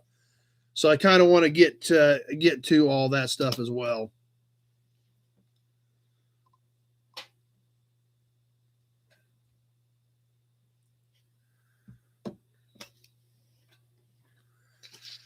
So anyway, a lot of fun, guys. A lot of cool stuff heading your way here soon. Hudson badge.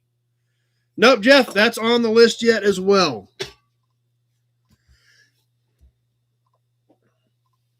But let's go ahead and catch this can. The can tonight is not in the book, but it is a super cool can. I've actually got 4 or 5 different ones of these. So awesome, David D. Perfect. Yeah, we talked about the gathering extensively earlier. So yeah, the sooner you can get that in, the easier it makes it on all of us as far as head count and to get things lined up and stuff like that. So glad you had fun, Sean. Tonight's can is super cool. And it is early.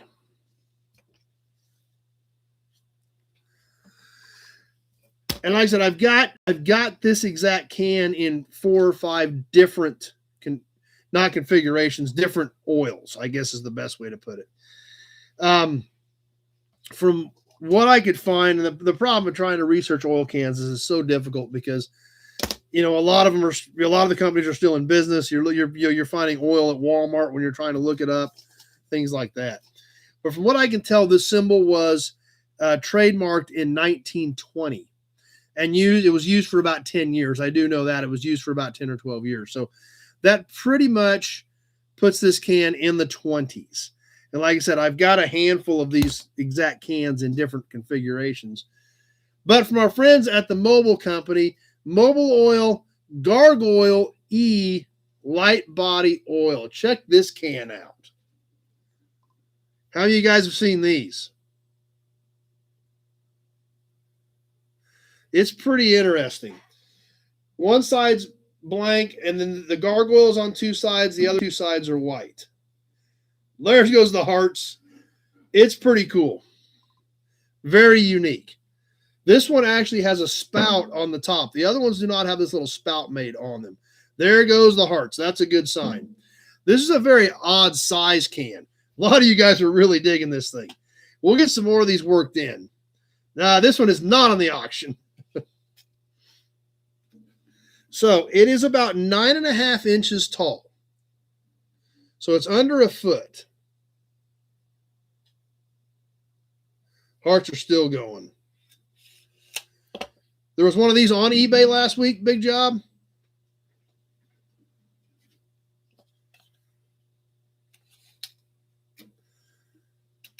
By $5.25. Yeah, no kidding. It's true, Bill. And it is square. It's about 5.25 square. It did bring big money. I don't have any clue. I've picked them up at a couple swap meets, so. And 9.5 tall. Did it show what it brought, Big Job? Because I really don't know. I just think they're cool. The hearts are still flowing, so I think you guys think it's cool too. But just so unique. Vacuum Oil Company on the bottom, 400 plus. Sweet, because I got like 4 or 5 more laying out there. This one obviously not perfect. Definitely has some scratches and discoloration. But man, I just thought they were so great. The oil that lubricates most. Copyright. Oh, wow. I didn't even see this earlier. I don't know if you guys can. Christmas gift to you. Good try, old school. Let you find it out. But then I wouldn't have them. And I don't have any duplicates. Like I said, I've got 4 or 5 of these cans, but they're all different gargoyles. Obviously, I need to start, are all different oils. So obviously, I need to start bringing more of these in because you guys are digging them. 450 last. Look, Type E recommended for Ford cars. Thanks, man, from the farm. Appreciate that. Up here on top in the fine print, label copyright. So I thought it said they used the gargoyle in 1920, but obviously it's earlier than that because the can itself says label copyright 1891.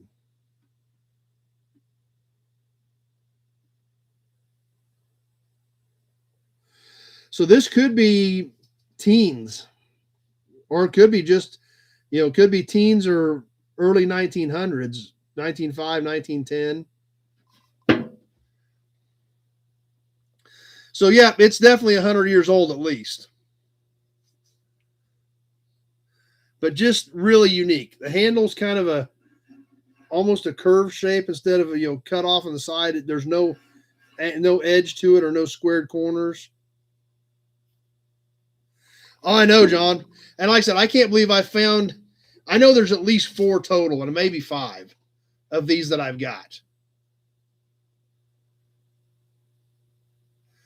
So I guess for the next few weeks, I need to get some more of these out. Is that what you guys are telling me? About the same shape as that one. Okay. Was it Type E as well? Big job. And believe it or not, guys, I've got one of these that has like Japanese printing on it.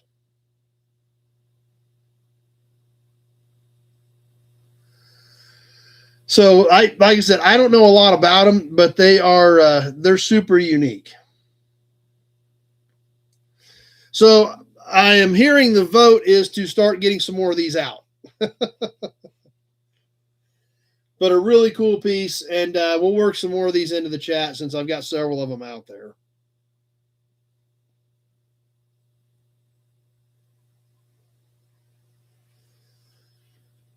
Auction the set, yeah.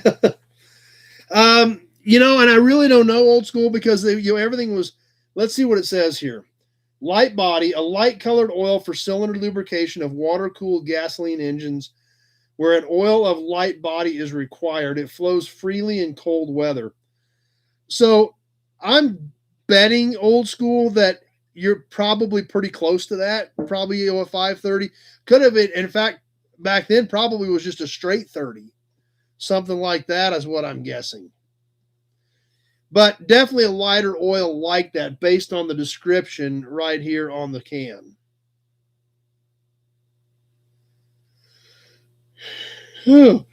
Something else I don't see on this can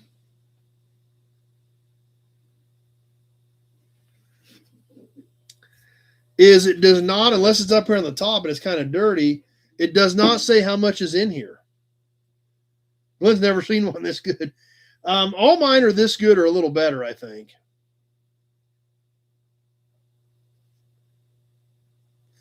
So we don't for sure know. I mean, this is probably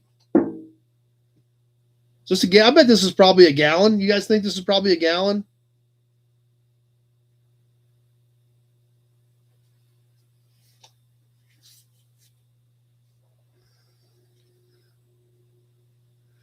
Okay, Big Job says it is a gallon. Okay, that's kind of what it looks by looking at the size, but it actually does not say on here. So that's for sure, John. That's exactly right. 2 gallons. Okay.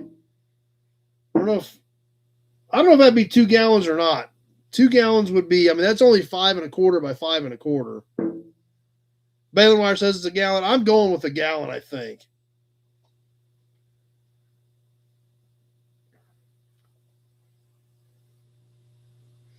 But regardless, a pretty cool piece. Doing the Shelby at the Christmas auction. Which Shelby, Mark? So that's what we got for the can tonight. I'll have to work some more of these in since you guys dig them so much.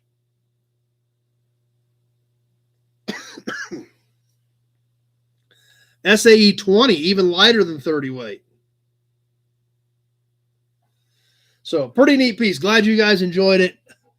I'll bring some more of those out.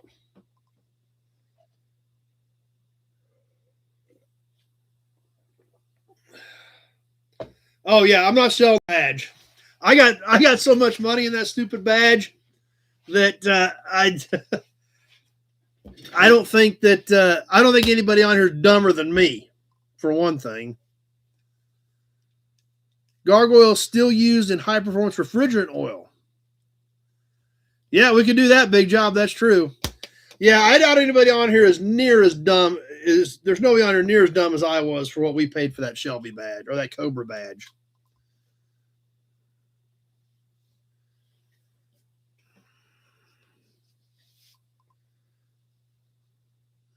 Arm was getting kind of itchy.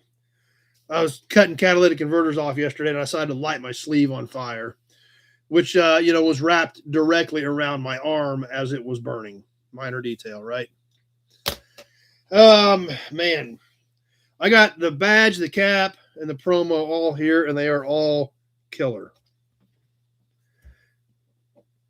Story time. We got to do story time too. Story time. Let's do it real quick. So I got to lay in here, and it is cool, Mark. I'm not going to disagree. That's why I paid too much. Glad you made it back, old school. Thanks for stopping by. All right, let's do story time real quick. This one is fairly short. This was a quick flip. But it is an F body. So,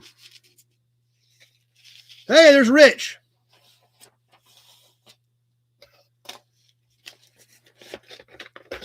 Let's get the file out here.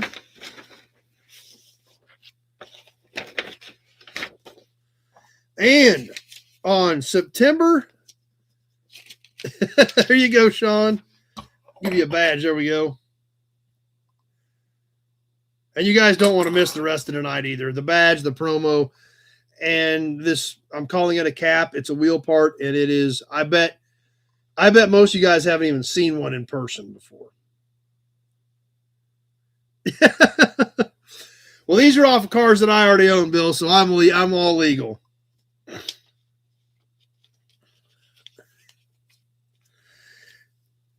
But on September 21st, 1982, Dad bought a 1974 Camaro from the dealership that he worked at. Now, he worked at Dub Buick Olds Cadillac, and there again, they were a Buick Olds Cadillac dealer in the 70s. Awesome, David. Can't wait to see you, and it's going to be a great time. So I do have a stack of those. When you guys do pay your entry fee, I print them off. I put them over here in this stack. I stay in touch with Pete. Pete keeps the email list updated, so that as you pay, you are going on a specific email list. There will still be general information put out there on the No Buddies page and through general emails, but the priority list is going to be, once you've paid, you will be on the priority list for the information. And then, Pete's going to try to get out as much as he can, but if he gets short on time, he's going to make sure that priority list gets the information first. So, but anyway, the dealership that Dad worked at, there again, Buicks, Oldsmobiles, and Cadillacs in the mid-70s. They sold GM luxury cars, and the owner did not like F-bodies. They got an F-body in, it got wholesaled. That was pretty much the end of the story. So somebody traded in a 1974 Camaro, and this was the other thing. It had 100,000 miles on it. It showed 473 miles, so it had probably just rolled over 100,000 miles on this red 1974 Camaro.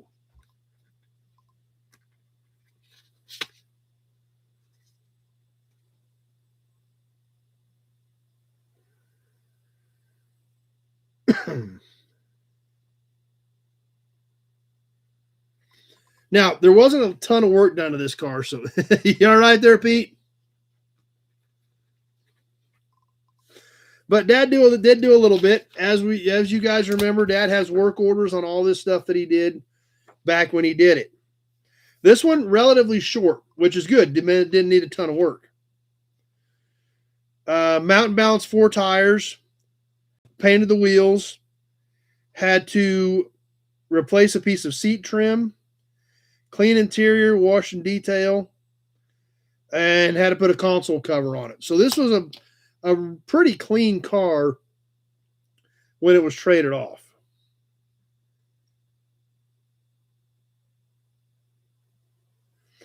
So not a lot of extra work. Now, as you can see, when he bought it, it was $400 and $12 in sales tax. $12 in sales tax on a 74 Camaro.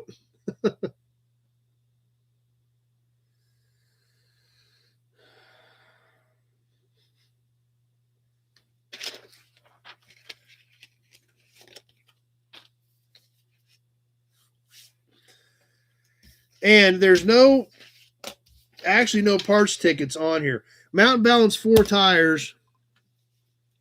That's texting because he since Facebook's not working and his YouTube isn't working to comment. He doesn't remember much about it. This car was not around very long. Pay that much for the badge. That's right, John. That's exactly right.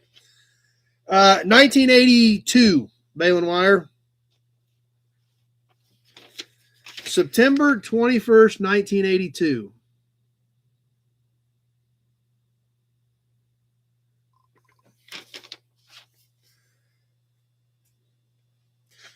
But put tires on it. There's no ticket for the tires. That may have been some that he already had. Paint the wheels, of course. So most of the stuff, there really wasn't a lot of parts to go with it.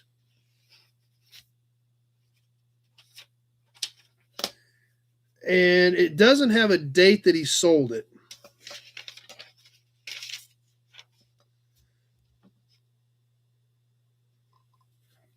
But to put it into perspective, he figured the labor at $8.50 an hour because that was the internal rate at the dealership. So the labor rate at the dealership at the time was probably 10 or 12 bucks an hour. Internal rate was $8.50 per hour. So he sold this car. All he did was clean it up, paint the wheels, put tires on it, clean up the interior. And he sold it for $12.50. I'm glad you guys are enjoying it. It's pretty interesting for me too, and I know it definitely takes Dad back. So, like I said, there's nothing here that shows how long of when he actually sold it.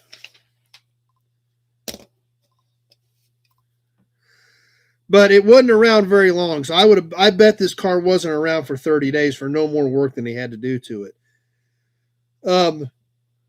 Because this obviously could have easily been done on a weekend or a couple of weeknights. But he sold the car for $12.50. So even after he had some expenses as far as, he didn't have a dealer's license, so he had to tag and insure it. And the console cover, a couple little things like that. This car made $806. So when you think about it, that's not much money today. But when you figure if internal rate was $8.50 an hour, then the shop, if you were a tech, you were probably making $4 an hour. $4.50 an hour. So on a car like this, to make $800 in probably a month or maybe less, that was a heck of a turn and burn. That's, like Big Job said, that was a pretty good shot. And you're exactly right, John. That's what kept the roof over our heads, and that's what kept the lights on. That's what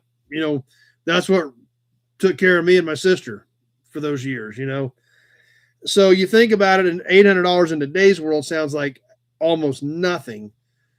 But $800 in 1982 when on the a tech on the line's making $4 or $5 an hour, that was crazy money. So, and a pretty clean looking car. So obviously didn't do any body work. Basically, you can see in the pictures that the wheels are nice and bright silver. So when he did the tires, he did the paint of the wheels and everything, cleaned it up, and like I said, that was a heck of a stroke in '82.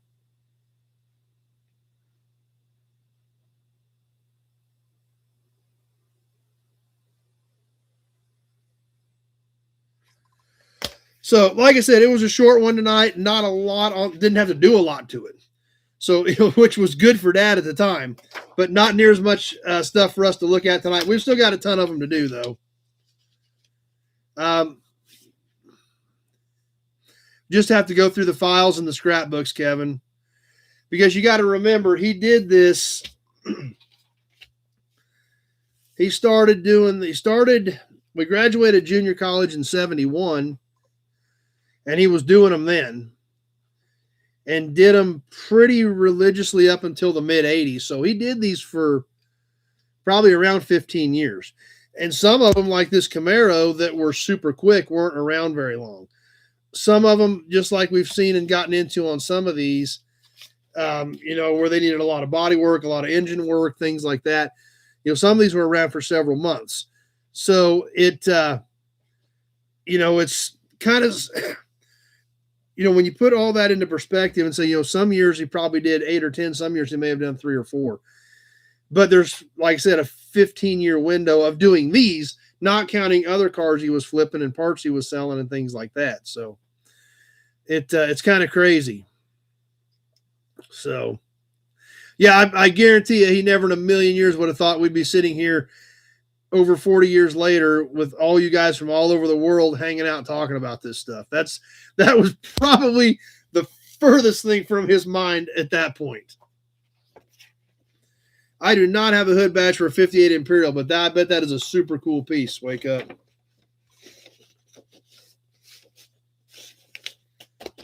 All right.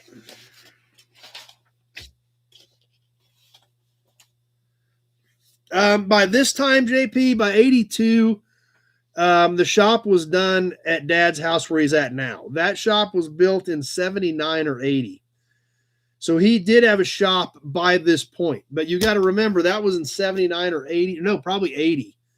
I think we moved out there in '79. I think they put that shop up in '80.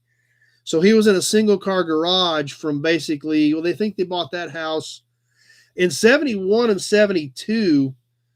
He didn't even have a single car garage. He had a carport and a work shed for his tools. So the first year or two when he was working on cars at home, I think he was just in a carport and had a little shed. Because I know he overhauled overhauled a straight 8 Pontiac for the ambulance in that little workshop. But I don't think he actually had a garage. I think the car was in a carport. So in '72 or '3, probably '72, is when they bought that house where he actually had a single car garage to start with. So everything from '72 up until '79 was done in that single car garage. And then we moved out to where he's at now, and they built the first building. Now, obviously, if you guys have been here, there's several buildings out there now. But at the time, that way he actually had a little bit of room to work at that point.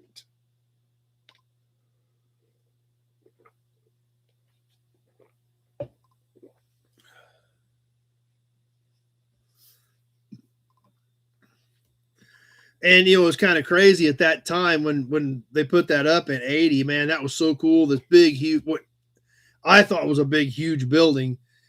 And then I look at comparison to some of the shops we've got now, and I knew it was a big deal at the time, but compared to some of these, it's not that big of a shop. But it was way better than what he had before, so it was still a huge win.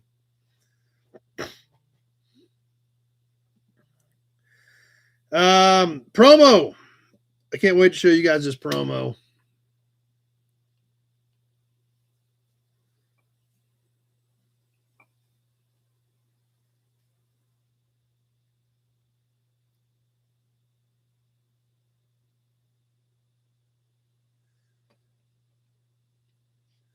This is a promo that I've been after for a long time.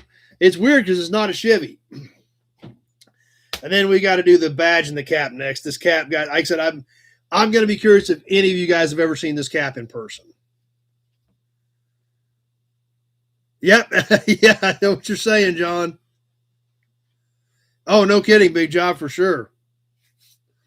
Yeah, you can't buy a project for $1,200 today. But this promo I've been after for years. I've had this one now I've had it for almost a year.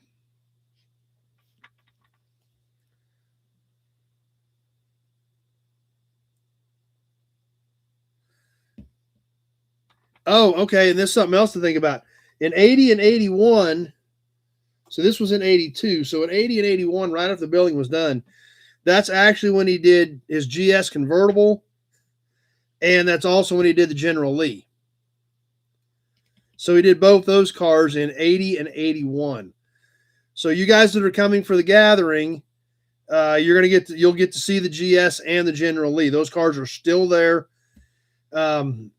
And still has them. He did sell the General Lee, but he did get it back. So those cars he did in 80 and 81 right after that building was done.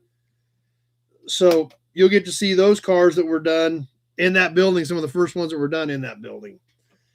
So anyway, this promo for our Ford fans tonight, something a little different since we're not Chevy.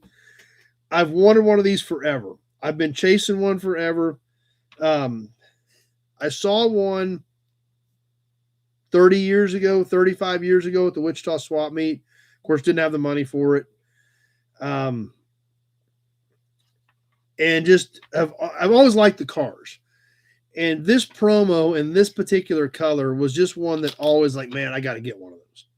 And I'm sure I probably could have been on the internet and looked at one and clicked a button and it showed up. But what fun is that? Finding this stuff, hunting, searching, especially something you had in the back of your head for decades, and you walk into an antique shop and there it is. And it's like, boom, holy cow. So this is one that I literally has been on my radar for eons. And now that I've had it for almost a year now, which is kind of crazy. But I did do a little bit of polishing on it earlier. Still got a little bit of compound. It is a pretty clean promo. That's why I polished it up. It's kind of weird, though. I haven't had to polish any of the Chevy promos because they were all so nice. But this thing is in really great shape, but I did hit with a little bit of rubbing compound on it. That's right, John. You're exactly right. But without further ado, after all these years, in Pagoda Green, we have the 1964 Ford Galaxy 500 XL two-door hardtop. I have chased one of these forever. I don't know what it was about the Pagoda Green. I mean, a 64 Galaxy is a good-looking car, period. They just are. But to me, the Pagoda Green, I've got this in a convertible, a white 64 convertible. So I still thought it was cool. Awesome, Kevin. Perfect. I'll be watching for it. Actually, my cousin Vinny was a 64 Skylark. So there again, it's dumb. It's one of those things that just stuck with me, but they've always been good looking cars, and the Pagoda Green promo just always just had it for me. This one, all original tires and wheels. This is an XL, so it does have the XL flipper caps on it. This thing even still has both front fender ornaments on it. It's not chipped up. It's not busted up. The bumper corners are all intact. The taillights are intact. So not only was I excited to find one, I was really excited to find one this clean. Now, this is a 60s era Ford promo, and these are promos. So on the bottom, wide contoured safety frame. Try total performance for a change Ford. 36,000 miles between major chassis lubes. You guys, I bet it does look blue, but it is Pagoda Green. All the information on the bottom of these Ford promos, they had all this stuff cast into the bottom.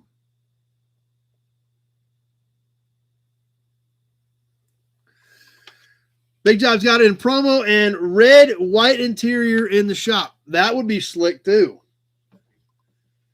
So, like I said, these are just good looking cars. What else did Ford want us to learn about them on the bottom? New Super Torque. 119-inch wheelbase. Critical body area, zinc armored against rust and corrosion. Vacation volume trunk. Yes, it does say that. Vacation volume trunk. Christine has a 65 in Acadian blue and Wimbledon white. That'd be sharp. So, yeah, vacation style size trunk. So, kind of neat the way they did all these, put all the information on there. And like I said, I'm sure it does look blue to a lot of you guys, but it is kind of a turquoise. They called it pagoda green in 64. Yep, I bet you could, man, from the farm. This being an XL, if we look inside, it is bucket seat console car because the XLs were.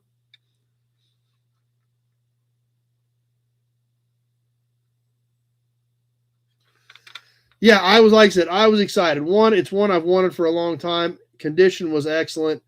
So now you can see why I was so excited about it.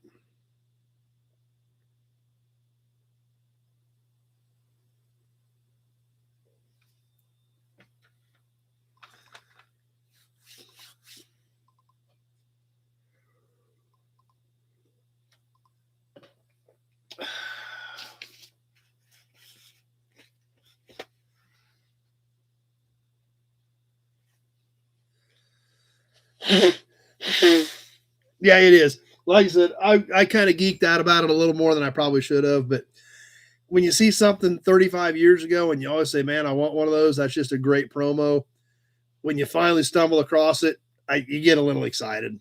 It just happens.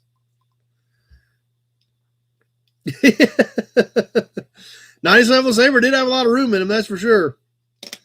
All right, cap and badge tonight. Is that all we got left? Oh, we got to talk about the raffle.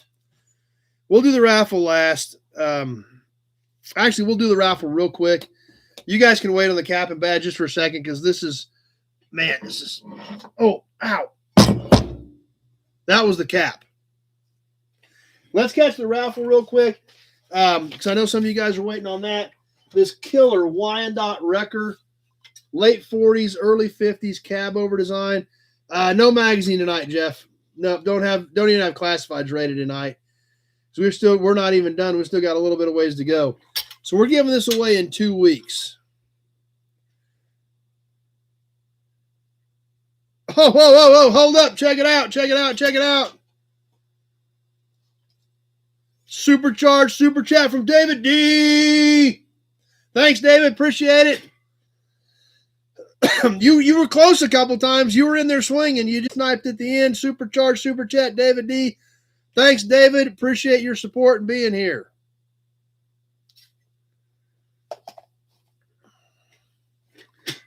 So, 2 weeks, somebody's going to get a late Christmas present. Some kid probably got this 75 years ago for Christmas. One of you guys is going to get it for Christmas this year, just a couple weeks late. But it is original paint, and it's a beauty. Who got in this week? Make sure your name is in the Big Buick oil can 2 weeks from now. Mark Talene, Kevin Brown, Big Job, and Andy Fox are in this week. I'm sure he does, Mark. Hey, should we give away 5 extra entries while we got the can out? Somebody want 5 extra entries next week? Hudson badge.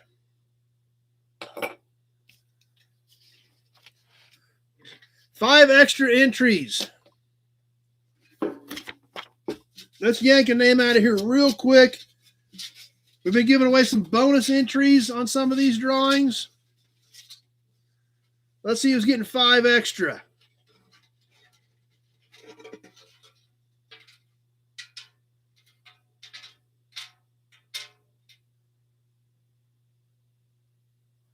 Kevin.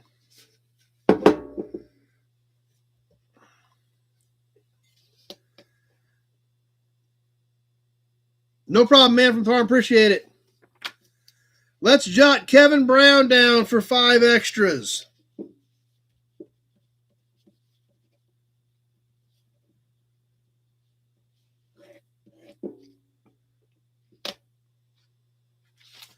And we'll add those to the can for next week. Remember, $1 an entry. Every dollar you send me, put your name into the big Buick oil can one time. Put those back in there. We'll add some more in there for Kevin for next week. And in 2 weeks, we're going to send that thing to one of you guys for a little bit later Christmas. All right, you guys ready for the cap and the badge? Last couple pieces of the night. I think they are completely worth waiting for. I appreciate you guys being here this long. We're going to give you an Auburn badge to think about this for a second as we get to tonight's cap. That's a cap. Actually, it's not a cap, but it goes on a wheel.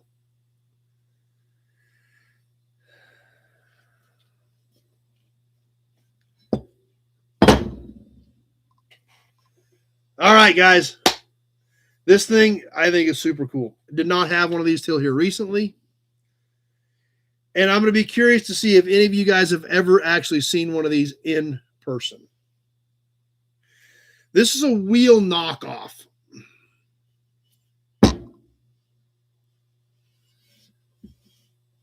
Check this thing out.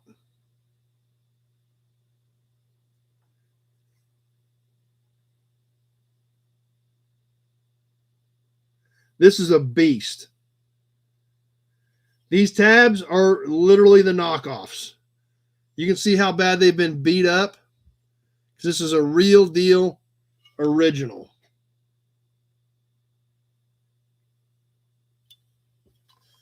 We see the threads on the back. Yeah, right there, big job. I don't know what this thing weighs. 5-6 pounds probably. But it's heavy.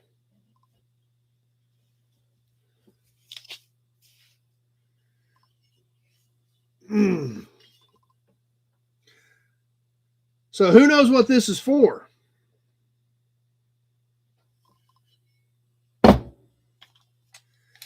It is tip to tip about 8.5. Oh, it would easily knock somebody out. There's no doubt about it. I said, I bet this is 5 or 6 pounds. 8.5 tip to tip. I got this at an auction with some grease caps. Hey, there's Chuck at about 6.5 in diameter.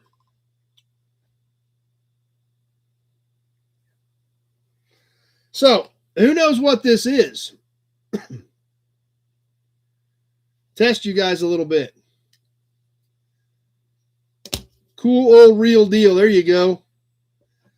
I think it's cast. If we look on the back side of it, I'm going to say it's probably a cast piece.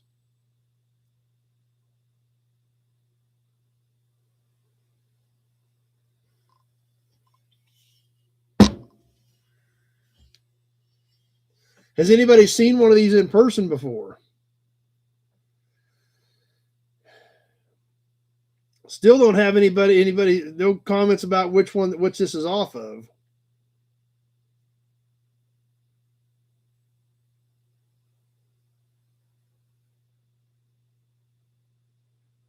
Nope. Well, obviously, we've given away, we've talked about the 810, 812s. We showed those hubcaps. We gave one away on a raffle that Kevin Brown has now. And obviously, those caps are completely different than this. I don't think, see if I still got a cap in here.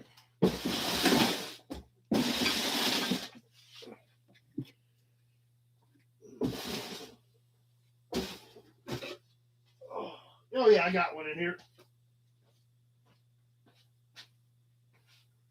A little dusty, but we got one in here. This is a 37-812. So we've seen these cord caps before. We're familiar with these. We know what these are. obviously this other piece is a little different.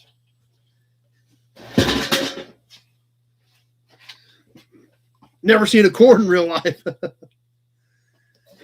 There we go. Greg got it. It's an L29. This is off of an L29.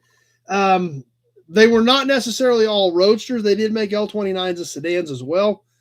But Greg got it. This is L29 cord. Production started on the L29, I believe, in 1929. And they made them up to 31, I believe. Now, the L29 was also, believe it or not, front-wheel drive.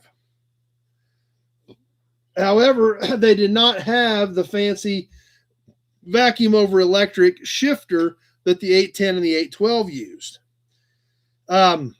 So if you guys, and there again, we talked about this a little bit earlier, and I'll try to remember to do it later unless one of you guys can do it. If one of you guys can go to the to the videos and throw some of the L29 videos up on the No Buddies page.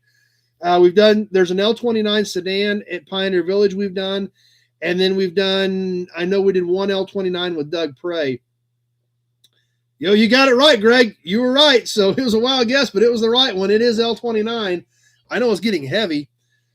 I'll get a hand under each notch here to kind of balance the weight out. But, if somebody wants to throw those videos up on the No Buddies page, or obviously you can go to the channel and search them on there, type in cord L29 and they'll pop up. But these cars were so unique. And remember, they were front wheel drive. The transmission was in front of the engine, yet they did not have the vacuum over electric or electric over vacuum control the 810, 812 did. I think it's 5 or 6 pounds. I don't have a scale in here. I could run out and weigh it. If you guys want to weigh it, I'll run out to the shipping bench real quick and weigh it. I do not know if it's right-handed or left-handed. I do not know, because obviously it's been beat on both ways. I'm going to guess, based on the fact that the flat edges, you would think after it had been on there for a while, it would be harder to get off. This being the flat edge, if you were hitting it this way, that would be, well,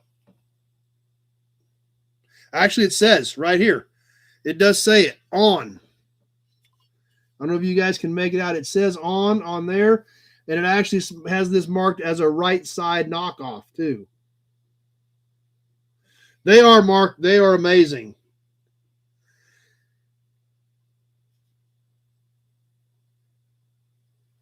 Sounds great, John. Glad you were here. So you want me to run and weigh it real quick before we do the badge, or worry about it later? But it's pretty cool. I was extremely excited to get a hold of this one.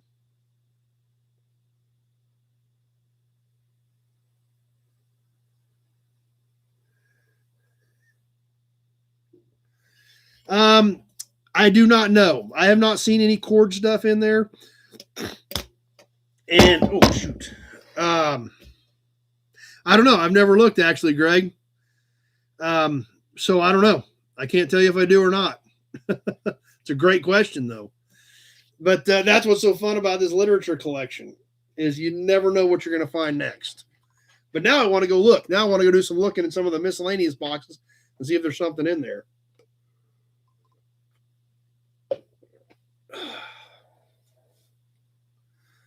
All right, let's catch a badge real quick, and then we're going to wrap tonight up. I know it's getting late for you guys.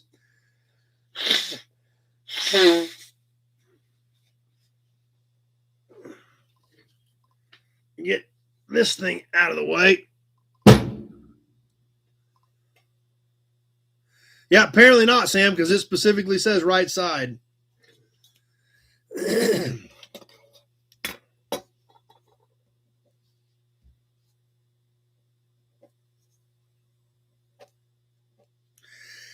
One more thing, let's catch the badge, and this is pretty spectacular as well.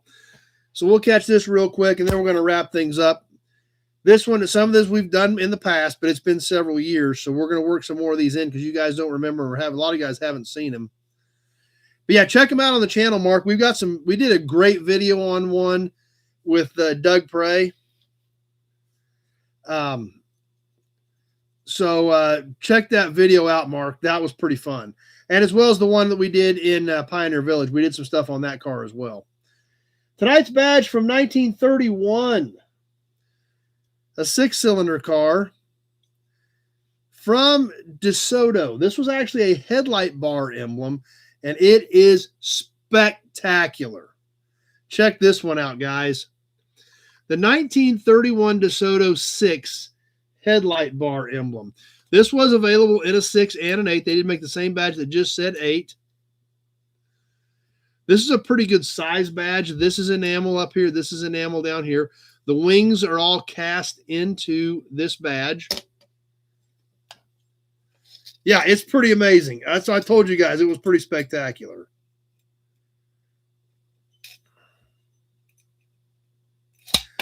It is 4.5 inches tall and 3 inches wide.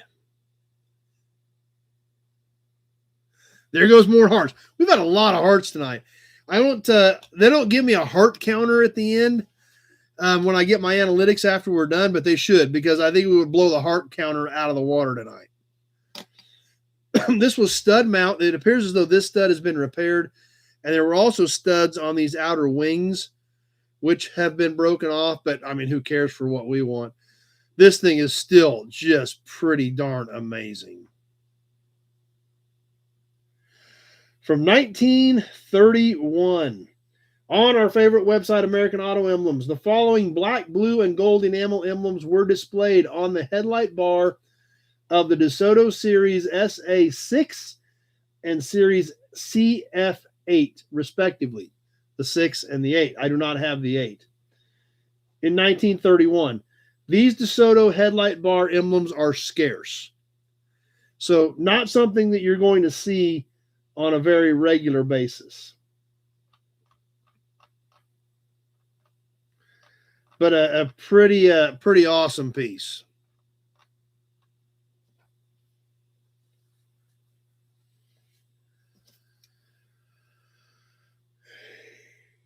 Yeah.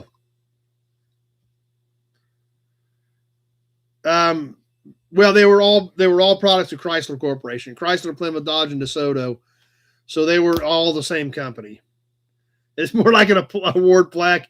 It kind of is. I mean, you hold it up against the size of your hand, and that gives you an idea of how big this thing is.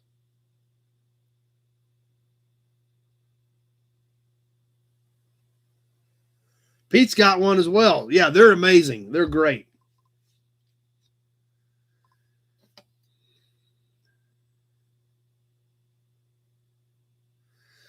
So anyway, guys, we need to get wrapped up. I know you guys want to get to sleep. I know everybody's got a big week with the holidays coming here. I hope everybody has a great Christmas.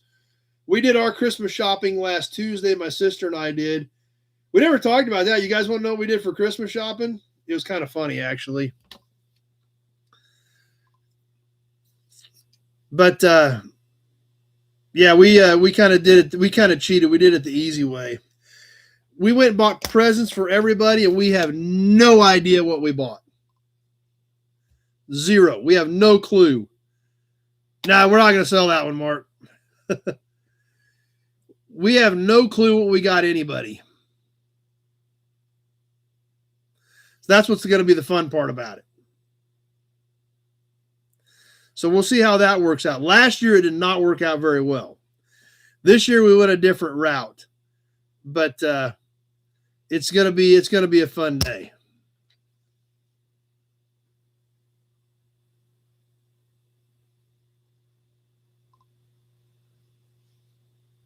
It'll be all right, Mark.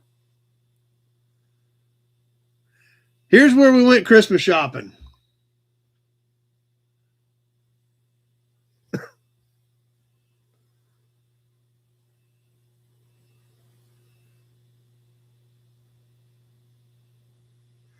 So we'll see how that works out for us.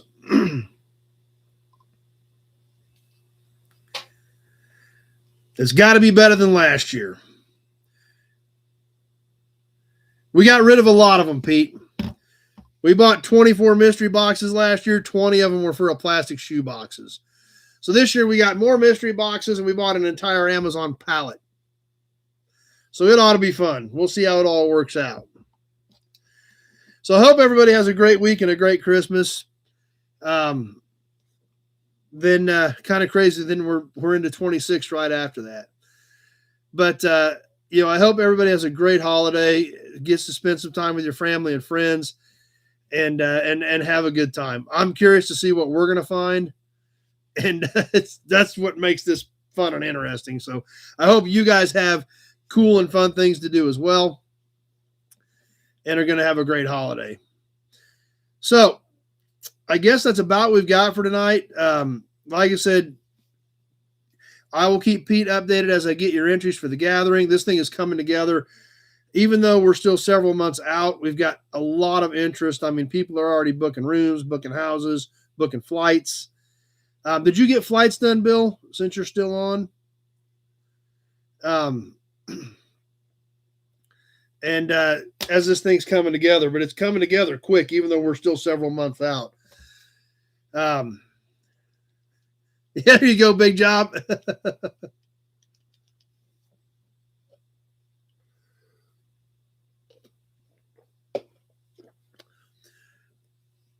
Well, I hope we didn't get a whole bunch of empty cardboard boxes, but we're going to find out Thursday. So, anyway, we'll get some more content up this week. Okay, sounds good, Bill. No problem. Just curious. Just like we've talked about in the past, if some of you guys are coming into the same airports, maybe we can help coordinate some of that stuff as well. With that, we're going to go ahead and wind things down. Merry Christmas to all of you guys. Have a great week. We'll get some more content up this week. I've got some new inventory content coming up. We've got a Jim Wicks video coming up from Meekum, Kansas City this week. Bill and Pete and Eric, I'm available first part of the week. If you guys want to try it again this week, since last week didn't work, just let me know what works for you guys. And well, they were plastic shoe boxes we got last year. We got 20 boxes full of plastic shoe boxes, 20 cardboard boxes full of plastic shoe boxes. So. But anyway, guys, we'll get that content up this week, and we sure hope to see you right back here next Sunday night for some more Sunday night chat. Hey, there's Kenny.